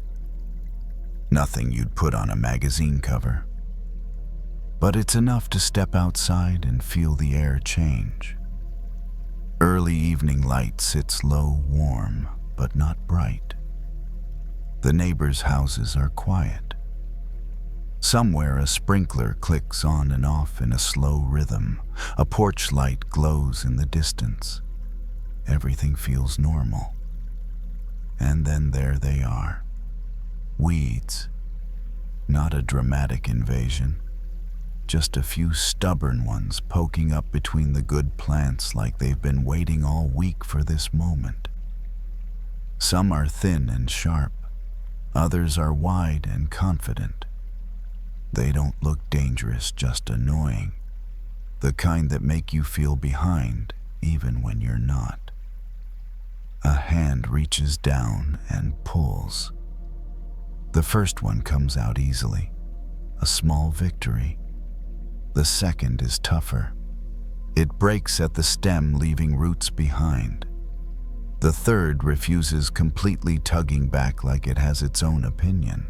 It's easy to feel irritated.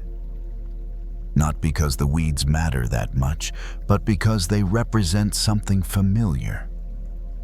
The sense that if you don't stay on top of things, they grow.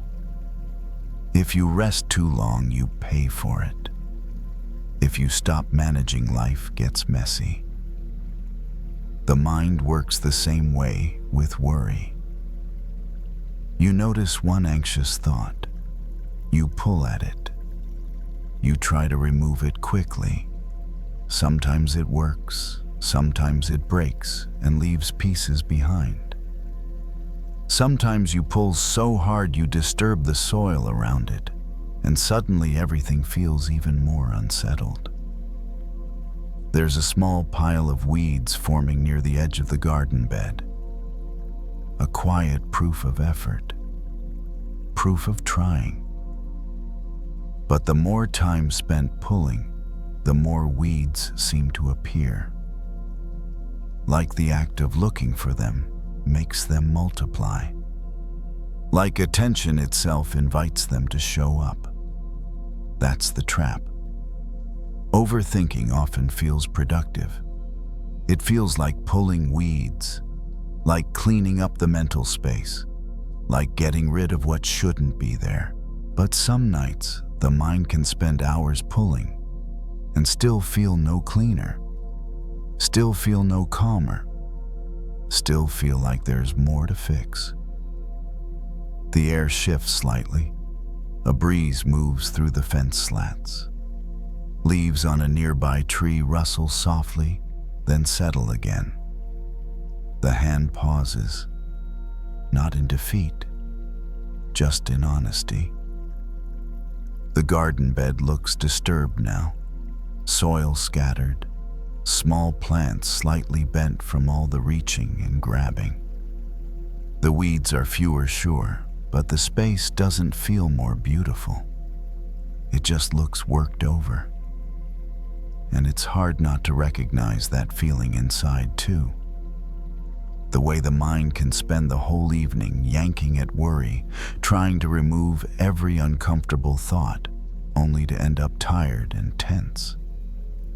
Like you've been handling your feelings all night, but somehow you feel less steady than when you started. A small gardening trowel lies nearby. A packet of seeds, folded and worn at the edges, sits on the porch table. It's been there for days, unopened. The plan was to plant something good, something that would actually belong in this space. But the weeds kept taking priority. It's a familiar pattern. When the mind is anxious, it focuses on what's wrong. What needs to be removed? What needs to be fixed? The whole inner world becomes a cleanup project. And joy, simple joy, gets postponed until the mind is clear enough to deserve it. But that day doesn't always come, because the weeds don't stop growing just because you're tired. The hand wipes dirt on the side of a pant leg. The posture shifts. Instead of bending down to search for the next weed, the body straightens. Eyes lift slightly, taking in the whole bed instead of scanning for problems. The garden isn't only weeds. There are green leaves that are still healthy. There's a small flower that managed to bloom anyway. There's a plant that's hanging on, doing its quiet work, even with weeds nearby. That's something the anxious mind forgets. It sees the weeds and assumes the whole garden is ruined. But gardens are never perfect. They're alive, messy, seasonal, changing. The weeds don't mean failure. They mean it's a garden. The packet of seeds is picked up. It feels light in the hand, almost laughably simple compared to all the effort spent pulling. The fingers run across the label, reading it slowly. No big hope attached to it, no pressure, just a small intention. Not to fight the weeds harder, but to grow something else. The packet of seeds is opened carefully, as if it might tear too easily. Inside, the seeds are smaller than expected, light, unimpressive. Nothing about them suggests they could change much of anything. That's part of the hesitation. Weeds feel urgent. They demand attention right away. They're visible, annoying, easy to blame for how the garden looks. Seeds, on the other hand, ask for patience. They don't show results immediately. They require trust. The soil is loosened gently this time, not torn apart, just opened enough to receive something new. Fingers move slower now, more deliberate. Less force, less resistance. A few seeds are placed into the ground. Not many. No attempt to cover every empty space. Just enough to begin. The soil is pressed down lightly. Water is poured in a thin stream, careful not to wash anything away. The earth darkens as it absorbs what it needs. The surface looks ordinary again. No sign of what was just planted. And that's the point. The mind doesn't always recognize nourishment when it's quiet. Anxious thoughts tend to scream. They show up loud and convincing, demanding to be handled immediately. Calm thoughts don't do that. They arrive softly. They wait to be noticed. Overthinking focuses on removal, on getting rid of what feels uncomfortable. But relief often comes from addition, from introducing something steady, kind, and supportive into the space. Not to replace everything, just to change the balance. The watering can is set down. Hands are wiped clean. The garden bed looks unfinished. Some weeds still remain. They weren't all pulled. Some were left exactly where they were. And surprisingly, that feels okay. The goal was never perfection. It was care. The same shift happens inside. There are still worries present, still thoughts that would like attention, still familiar loops waiting in the background. But now, alongside them, there's something else. A softer focus. Attention moves from what needs to be removed to what might help. From fighting anxiety to supporting ease. From asking, how do I stop this, to quietly wondering, what would help right now? That question doesn't demand an answer either. It opens a door. Maybe it's rest, maybe it's warmth, maybe it's doing one small kind thing that has nothing to do with fixing the mind. Like planting seeds. Weeds grow quickly. They don't need permission. They don't need encouragement. Anxiety works the same way. It shows up uninvited, filling empty spaces without effort. But what grows slowly often lasts longer. The garden won't change overnight. Tomorrow it might look exactly the same. The weeds may even appear more noticeable now that the seeds have been planted. That doesn't mean the effort was wasted. It means growth is happening below the surface. The mind learns this lesson gradually. Instead of scanning constantly for anxious thoughts to remove attention, can return to what's being cultivated. A calm breath, a gentle routine, a moment of appreciation, a feeling of safety in the body. These things don't shout. They don't compete. They simply grow when given space. The light fades as evening deepens. Shadows stretch across the yard. The garden bed disappears into darkness, holding its quiet work beneath the soil. Inside, there's a similar sense of trust forming. Not that anxiety will never return. Not that the weeds are gone for good, but that fighting them endlessly isn't the only option. The gardener doesn't stand watch all night. There's no need. The work that needed to be done has been done. What happens next doesn't require supervision. The same is true here. The mind doesn't need to monitor every thought. It doesn't need to patrol for weeds. It can rest knowing that something else has been planted. Something patient, something steady, something that belongs. The door closes gently. The garden is left to the night. Somewhere beneath the soil, seeds begin their slow, invisible work. And for once, nothing needs to be pulled out, only allowed to grow.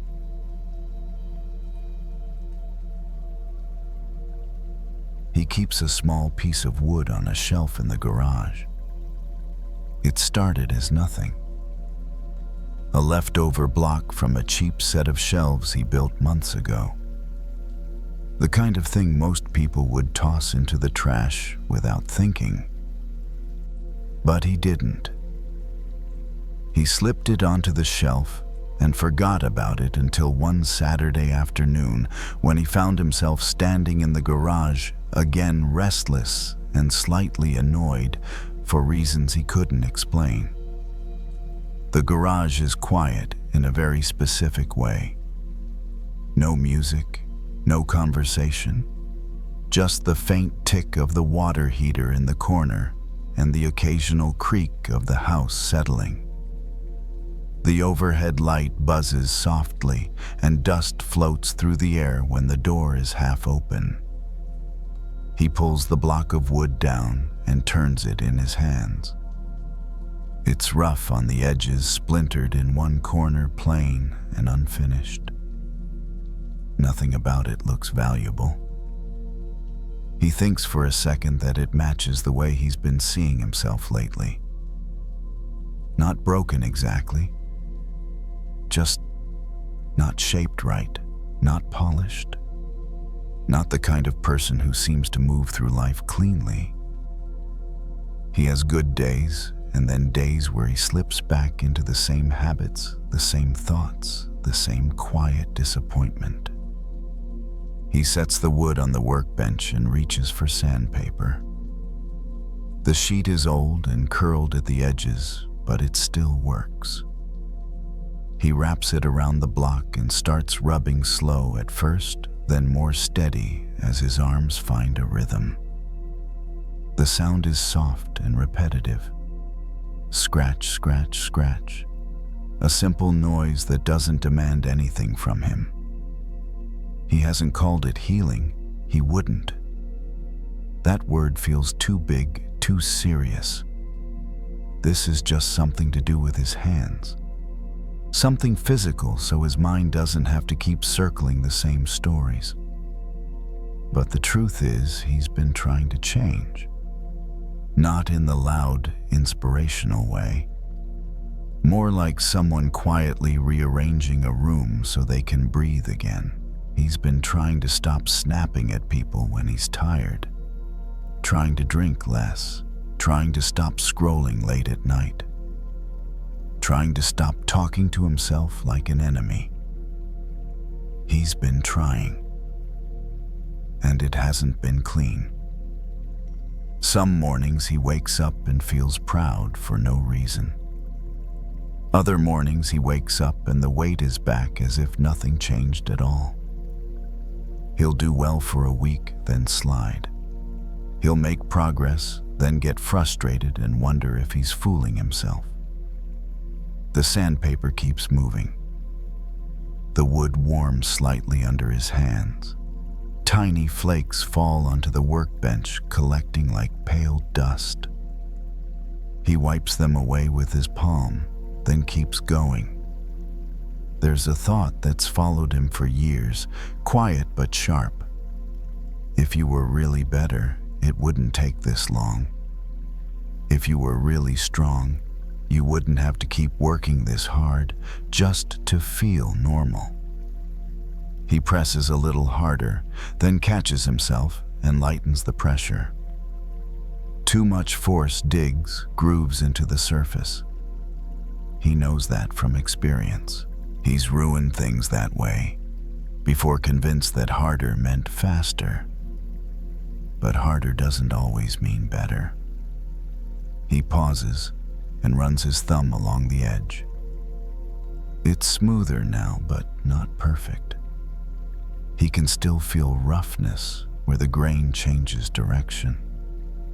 He looks at it and feels a familiar urge to judge, to call it not enough, to toss it aside. Instead, he picks it up and turns it again, looking at it from a different angle. The light catches on the parts he's already smoothed. The rest is still raw. It occurs to him gently that he's been doing the same thing to himself.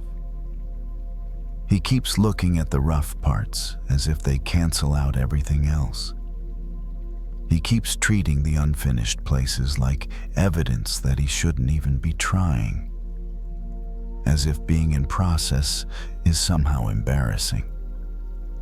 But the wood isn't ashamed of being a block. It doesn't pretend to be a table leg or a picture frame. It doesn't compare itself to the finished shelves nearby. It simply sits here ready to be shaped without hating what it is today. He sets the block down again and resumes sanding slower, more even. Scratch, scratch, scratch. The rhythm steadies his breathing. His shoulders drop. His jaw unclenches. He realizes he's been thinking of himself as the stone-heavy, stubborn, hard to change. But maybe he's also the hands. Maybe he's the one doing the shaping. Not all at once, not perfectly, but consistently in small motions that add up. A car passes outside, tires hissing on the street. The sound fades. The garage remains. He keeps sanding, not because he believes he can become flawless, but because he's starting to believe that gentle work counts. He stops sanding when his arms start to feel it. Not pain, just that low, honest signal that says enough for now. He sets the sandpaper down and stretches his fingers, watching the fine dust cling to his skin. It leaves faint lines in his palm, settling into the creases like it belongs there. For a moment, he considers wiping it off right away. Then he doesn't. He looks at the block of wood again. It's changed. Not dramatically. Anyone else might not even notice. But he does. The edges are softer. The shape feels calmer, somehow less defensive. It's still just a block, but it's no longer fighting his hands. He thinks about how often he's tried to rush himself. How many times he's told himself that by now he should be different, more disciplined, less reactive, past certain habits, past certain fears, as if there were a finish line he somehow missed, and now he's permanently behind. That pressure has never helped. It's only made him tense, careful in the wrong way, afraid to make mistakes because mistakes feel like proof. He leans back against the workbench and exhales. The garage smells faintly of sawdust and old paint. It's not a comforting smell exactly, just familiar, real. He realizes something that surprises him. Every time he's tried to change himself by force, he's treated himself like a problem to be solved. Something in the way, something resistant. But when he treats himself like material, something workable, something with grain and texture, everything shifts. Material isn't bad for having limits. It just has properties, directions it wants to move, places where it resists, and places where it yields easily. He picks the block up again and runs his thumb along the surface, this time without looking for flaws, just noticing. The places where the grain curves, the places where sanding takes longer, the places that will never be perfectly smooth no matter how much effort he puts in. And suddenly, that feels fine. He's spent years thinking healing meant erasing the rough parts, flattening himself into something universally acceptable, something easier to handle. But sculpting doesn't work that way. You don't remove everything. You remove what doesn't belong to the shape you're uncovering. He sets the block down and switches to a finer grit of sandpaper. The sound changes, softer now, more subtle. The work slows. It requires more attention, less force. This feels closer to how he wants to live. Less dramatic change, more precise care. He thinks about the habits he's been trying to let go of, the ways he pushes himself too hard, the voice that tells him rest is weakness, the urge to become someone else instead of becoming clearer as himself. Maybe those aren't things to smash apart. Maybe they're just excess, old layers that once protected him but don't need to stay. He sands for a few more minutes, then stops again. The block is warm now, almost alive in his hands. He sets it upright on the bench, steps back and looks. It's still unfinished, and that doesn't bother him the way it used to. He doesn't feel the need to complete it today, or to decide what it will become. Shelf support, paperweight, nothing important. The purpose can wait. What matters is that the process feels honest. He brushes the dust off his hands and washes them at the small sink in the corner. The water runs cloudy at first, then clear. He watches it swirl down the drain and disappear. When he turns back, the block of wood sits quietly where he left it. No demand, no expectation. He switches off the overhead light and leaves the garage, closing the door behind him. Inside the house, things look the same as they did before. Couch, lamp, shoes by the door. Life unchanged in any obvious way. But he feels different. Not fixed, not transformed, just less at war with himself. He understands now that he doesn't have to choose between accepting himself and changing. He's always been both the stone and the sculptor. Always shaping, always being shaped. And the work doesn't require cruelty. It requires patience, attention, and the willingness to stop removing things that were never the problem. He sits down and rests his hands on his knees.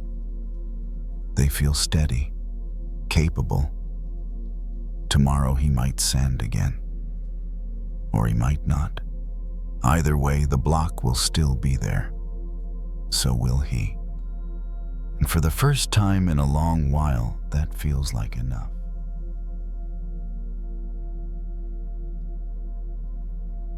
The bathroom light is too bright, but she leaves it on anyway. It's the only way to see what she's doing.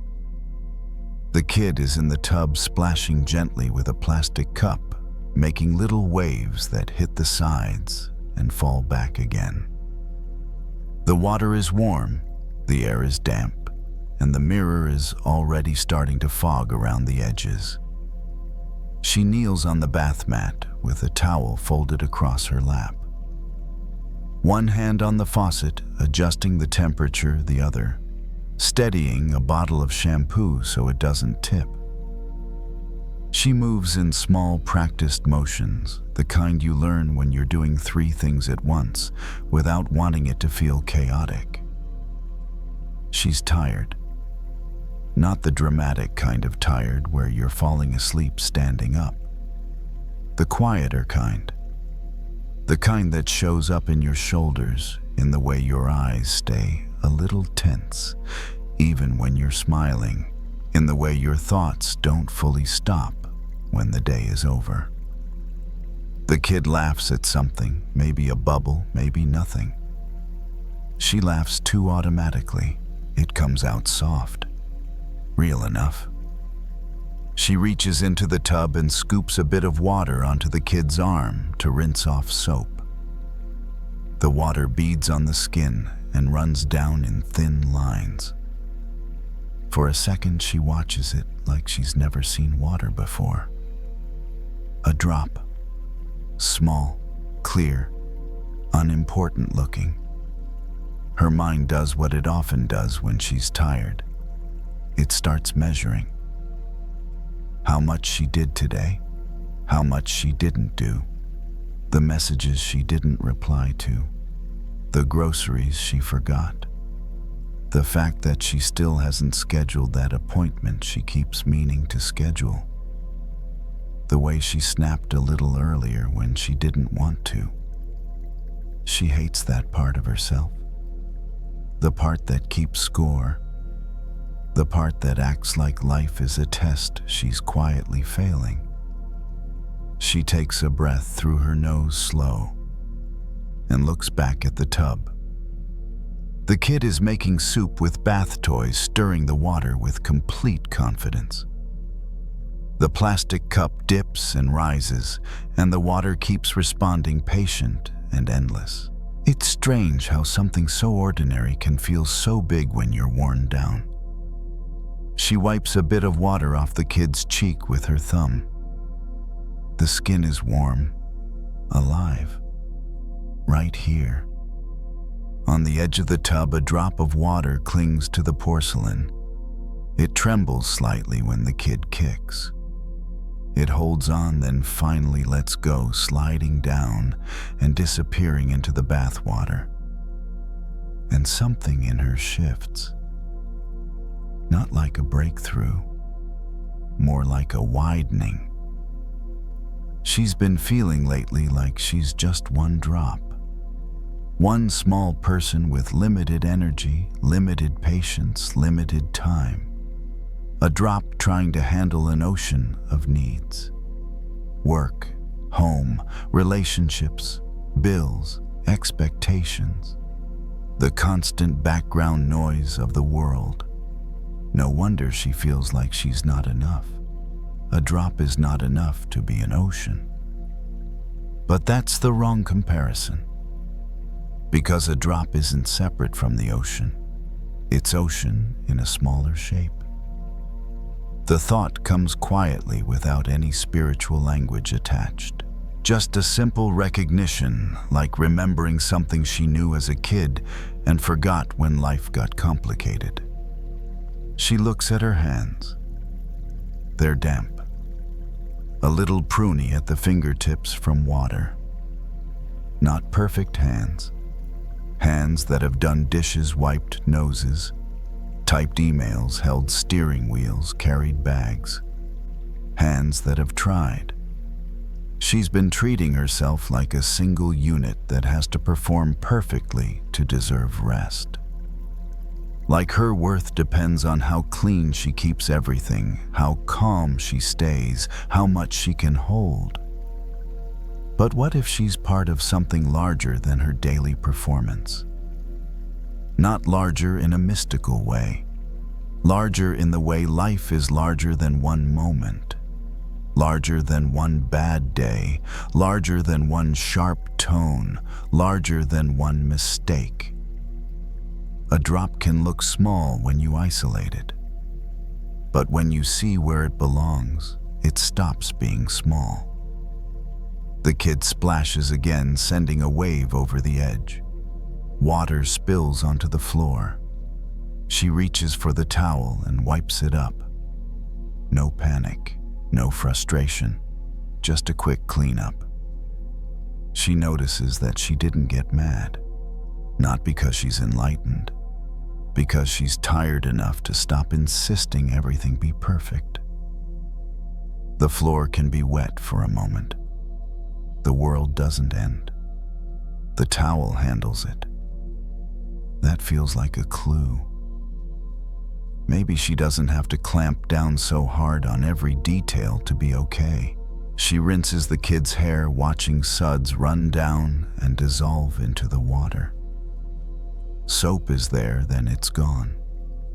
The water stays. She thinks about all the feelings she's had today: irritation, guilt, worry, and how she keeps assuming they're permanent. How she keeps acting like each emotion defines her, like each moment is a verdict. But emotions are more like soap. They show up, they swirl, and they dissolve. Something stays underneath them, something wider.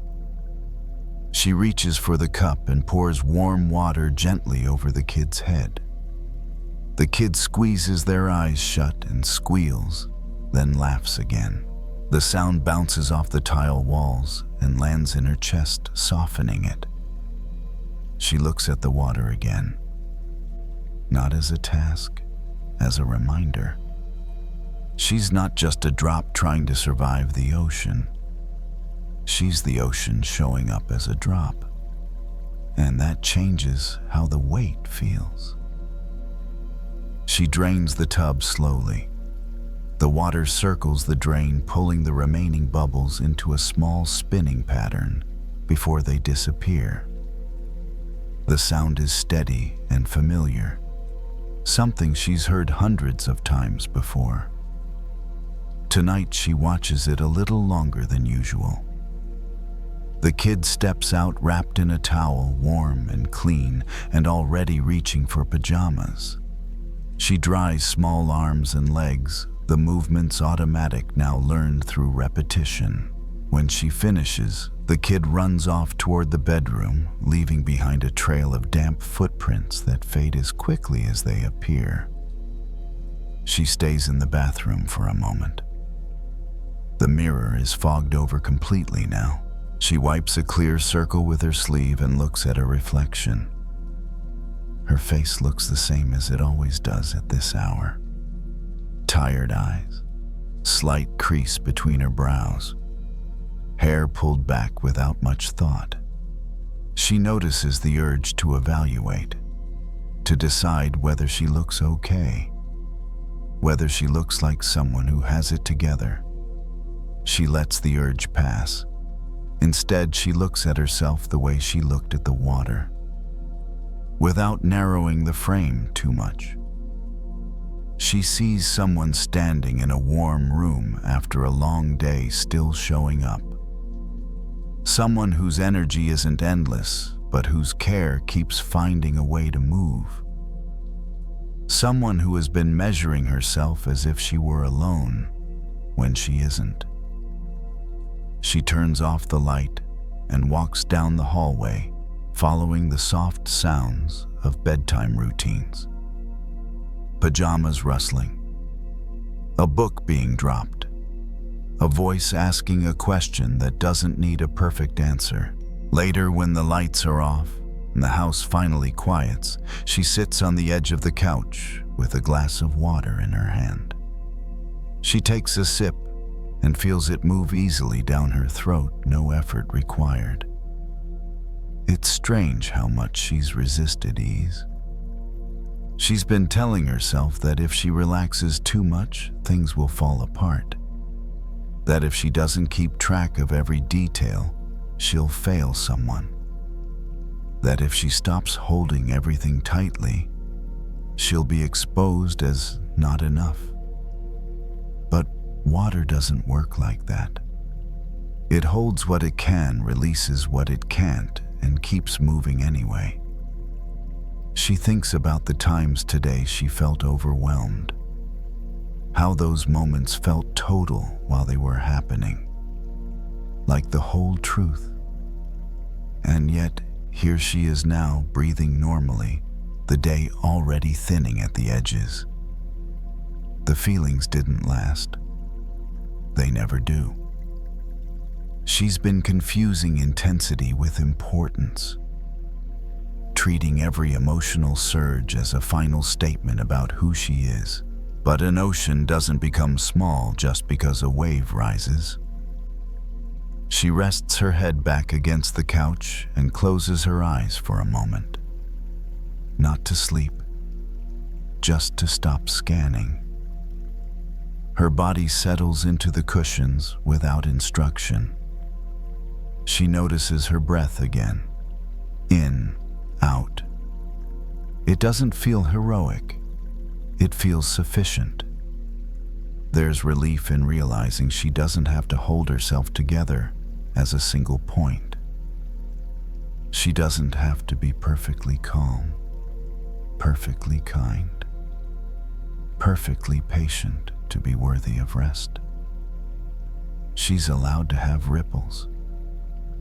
She's allowed to have storms.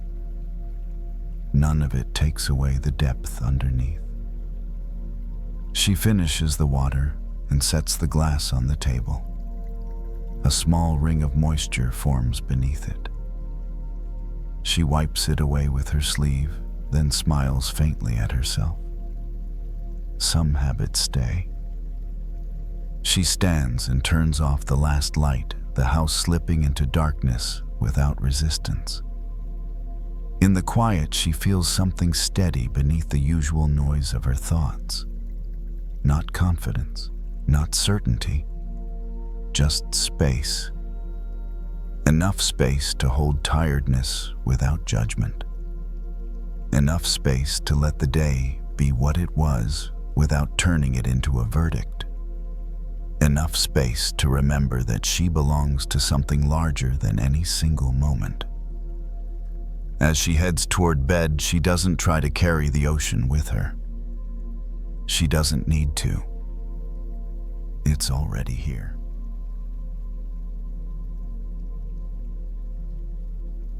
The notebook is still blank. Not completely blank, there are a few words written at the top of the page, crossed out once then twice. The pen rests beside it, uncapped, drying out slowly.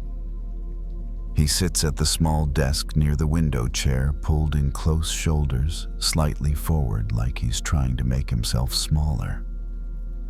Outside, the afternoon moves on without him. Cars pass, someone laughs, a door closes.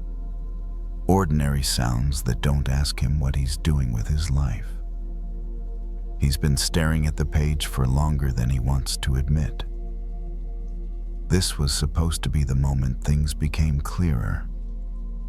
The plan, the direction, the answer to the question people keep asking in polite ways, so what's next? He doesn't know. and that feels heavier than it probably should. He taps the pen against the paper, then stops.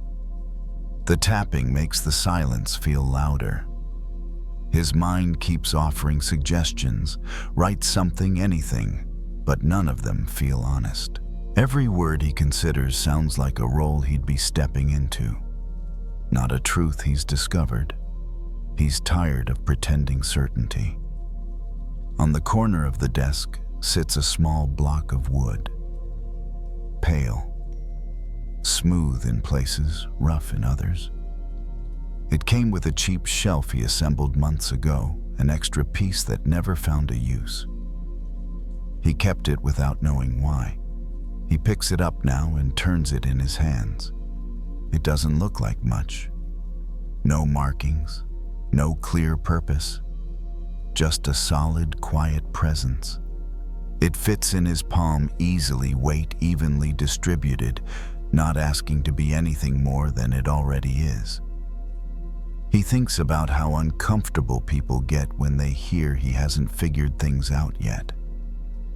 How quickly they try to help by offering labels, paths, suggestions, as if being undefined is a problem that needs immediate fixing, as if potential only matters once it's named. He's internalized that discomfort more than he realizes. Every time he pauses, every time he chooses not to rush into a decision, there's a voice that tells him he's falling behind. That being unshaped means being unworthy. The block of wood doesn't seem to care. It doesn't apologize for being unfinished. It doesn't lean toward any particular outcome. It simply exists complete in a way that doesn't depend on form. He sets it down on the desk and looks at it from a distance. In this light, the grain is visible, thin lines running in different directions, subtle variations that would guide any carving done later. The wood already knows how it wants to be shaped. It just hasn't been forced yet. That thought stays with him. He's been treating this in-between space like a failure, like wasted time, like a gap he should rush through to get to the real version of himself waiting on the other side. But maybe this space is doing something important. Maybe not being defined yet is what keeps his options alive. He leans back in the chair and lets it creak. The window is open just enough to let in a cool breeze. It brushes his face, then passes on. No announcement, no demand. He notices how tense his jaw is and lets it loosen. A small shift, nothing dramatic. He's spent years absorbing the idea that worth comes from clarity, from knowing who you are, what you do, where you're going. That uncertainty is something to hide, something temporary, something to overcome as quickly as possible. But the block of wood has no anxiety about its future. It doesn't rush to become a table leg or a frame or a handle. It holds its shape and trusts that when the time comes, it will be shaped in a way that fits its grain. He runs his thumb along one edge, feeling the slight roughness there. Not a flaw, just unfinished. For the first time in a while, he considers the possibility that he doesn't need to decide anything today. That not knowing might be a form of honesty rather than weakness. He looks back at the notebook. The blank page doesn't feel as hostile now. It feels spacious, like a field that hasn't been planted yet, not because it's useless, but because it's waiting for the right season. He closes the notebook without writing another word. Not because he's giving up, because he's allowing something to remain uncut. And that, for now, feels right. He doesn't open the notebook again that evening. Instead, he carries the block of wood with him into the kitchen, setting it down on the counter while he pours a glass of water.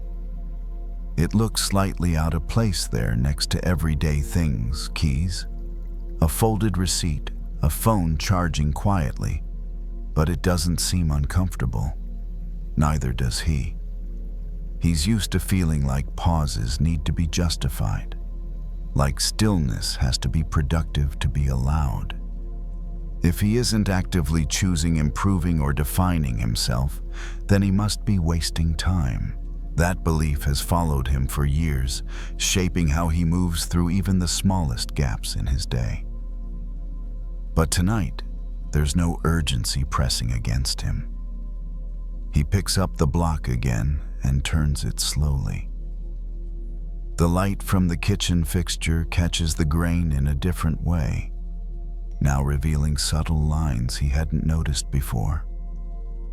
Some run straight, others curve unexpectedly, changing direction midstream. If someone tried to carve against that grain, the wood would split. It would resist. He thinks about how often he's done exactly that. Chosen paths because they sounded right, not because they felt right. Forced himself into rhythms that looked good from the outside but left him tired and hollow. Pushed through discomfort not because it led somewhere meaningful, but because stopping felt like failure. He sets the block down and leans against the counter, crossing his arms loosely. There's a faint hum from the refrigerator, steady and unremarkable. The house feels neutral tonight. Not comforting, not cold, just present. It occurs to him that he's been afraid of this stage, not knowing, not being decided, because it doesn't offer quick reassurance. There's no applause for potential, no validation for staying open. And yet, something about this openness feels protective. Once wood is carved, there's no going back. Once a decision is made, it carries momentum. There's shape, direction, expectation. All useful things, all limiting too. The uncut block holds everything. He realizes he's been mistaking pressure for progress, believing that if he doesn't narrow himself quickly, life will pass him by. But life hasn't been waiting impatiently on the other side of certainty. It's been happening all along, right here, in the unremarkable moments. He keeps trying to rush through. He moves to the sink and rinses the glass, setting it upside down to dry. Water beads on the counter and spreads into thin temporary lines before disappearing. No trace, no record. And yet the act mattered. He glances back at the block of wood. There's relief in understanding that he doesn't need to be defined to be real. He doesn't need a finished identity to belong to his own life.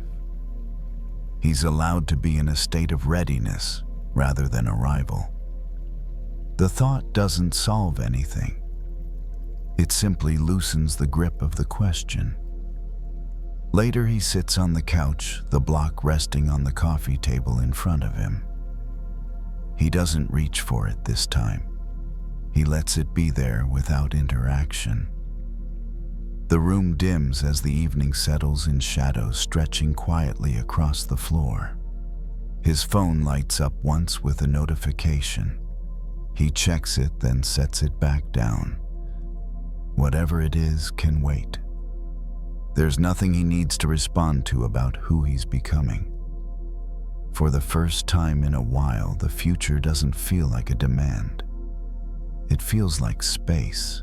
He leans back and closes his eyes for a moment, listening to the soft sounds of the house pipes clicking distant traffic, the low whir of something electrical. Ordinary signals that time is moving, even when he isn't pushing it. He thinks about how much of his worth he's placed on outcomes, on being legible, on being easy to understand, as if mystery were a flaw instead of a phase. But the uncut block is not confused. It is patient. It knows that being untouched is not the same as being empty, that waiting is not the same as stagnation, that there's a difference between refusing to move and allowing things to take shape in their own time. He opens his eyes again and looks around the room. Nothing has changed, and yet the pressure he brought into the evening is no longer sitting where it was. He doesn't feel inspired. He feels permitted. Permitted to be unfinished. Permitted to be undefined. Permitted to trust that when it's time to shape his life, the grain will guide his hands. For now he leaves the block exactly as it is, uncut, unrushed, whole.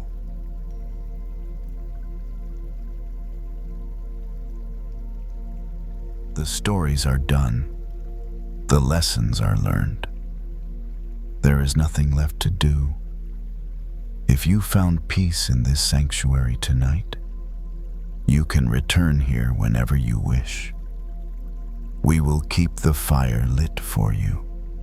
If you wish to support this channel, you may leave a gentle like or subscribe, so we can find each other again in the vast ocean of the internet.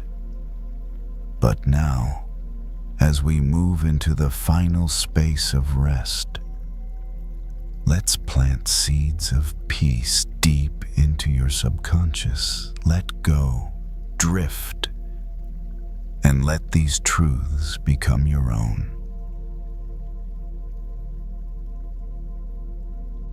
I am rooted to this moment like an ancient mountain.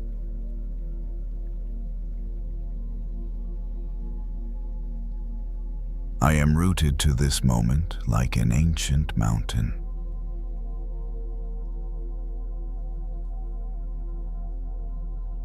I am rooted to this moment like an ancient mountain.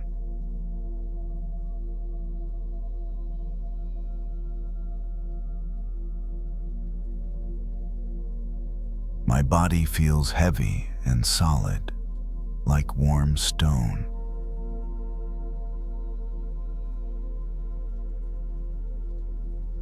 My body feels heavy and solid, like warm stone.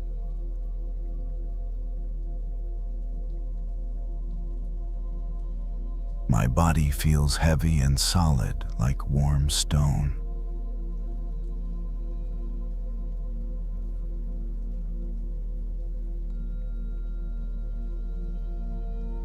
The winds of thought blow around me, but I remain unmoved.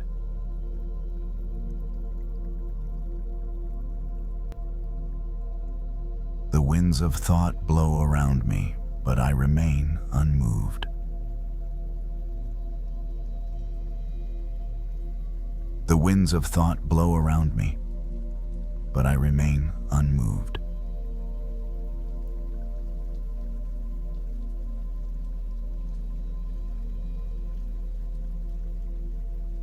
I possess the silent strength of the earth.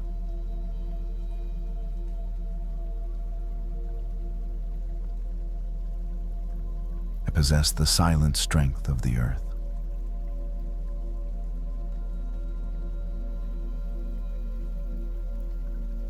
I possess the silent strength of the earth.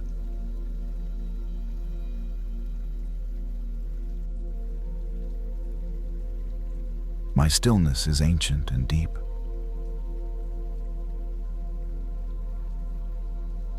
Stillness is ancient and deep. My stillness is ancient and deep.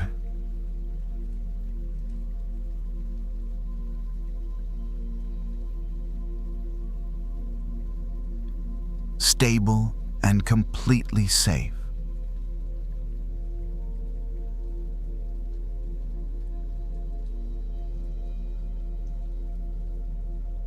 grounded, stable, and completely safe.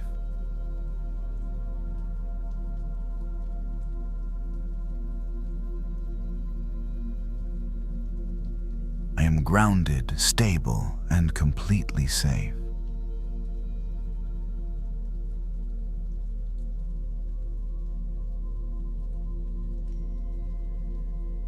Like a mountain in winter, I am wrapping myself in a blanket of silence.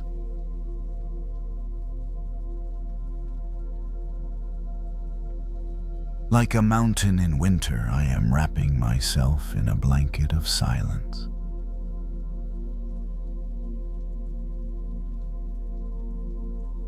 Like a mountain in winter, I am wrapping myself in a blanket of silence.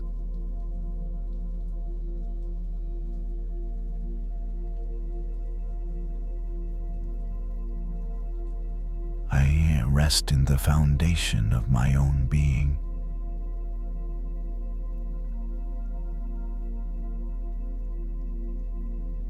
Rest in the foundation of my own being.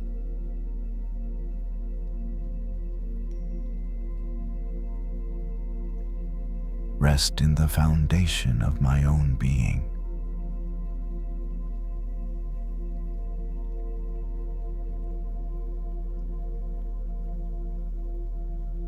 Breathing is slow and steady, like the seasons.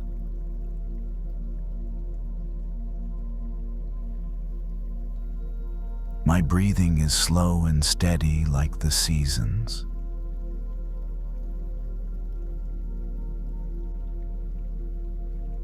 My breathing is slow and steady like the seasons.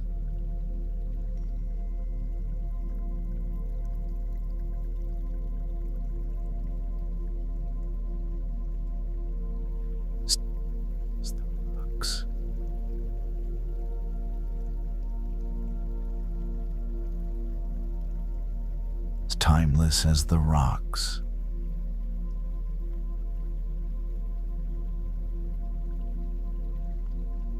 As timeless as the rocks.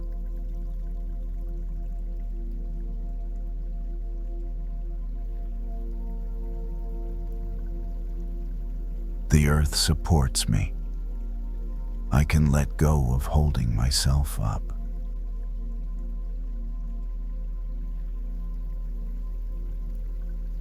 The earth supports me. I can let go of holding myself up.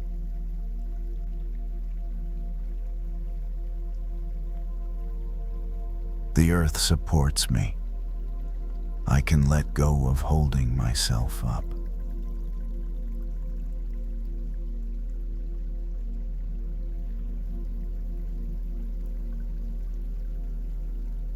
Sanctuary of stillness.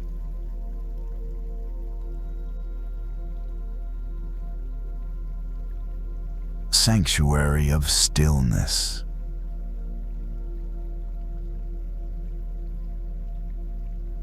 Sanctuary of stillness.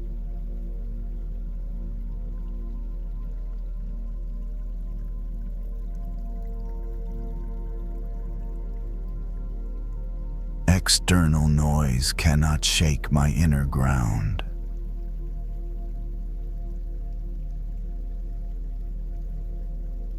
External noise cannot shake my inner ground.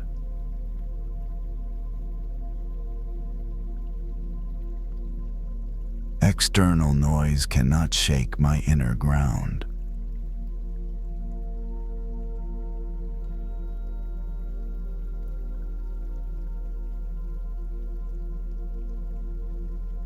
Relaxation sinking into the earth.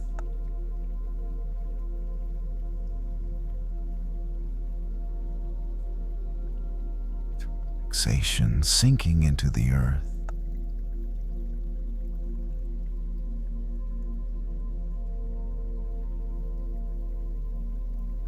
Relaxation sinking into the earth.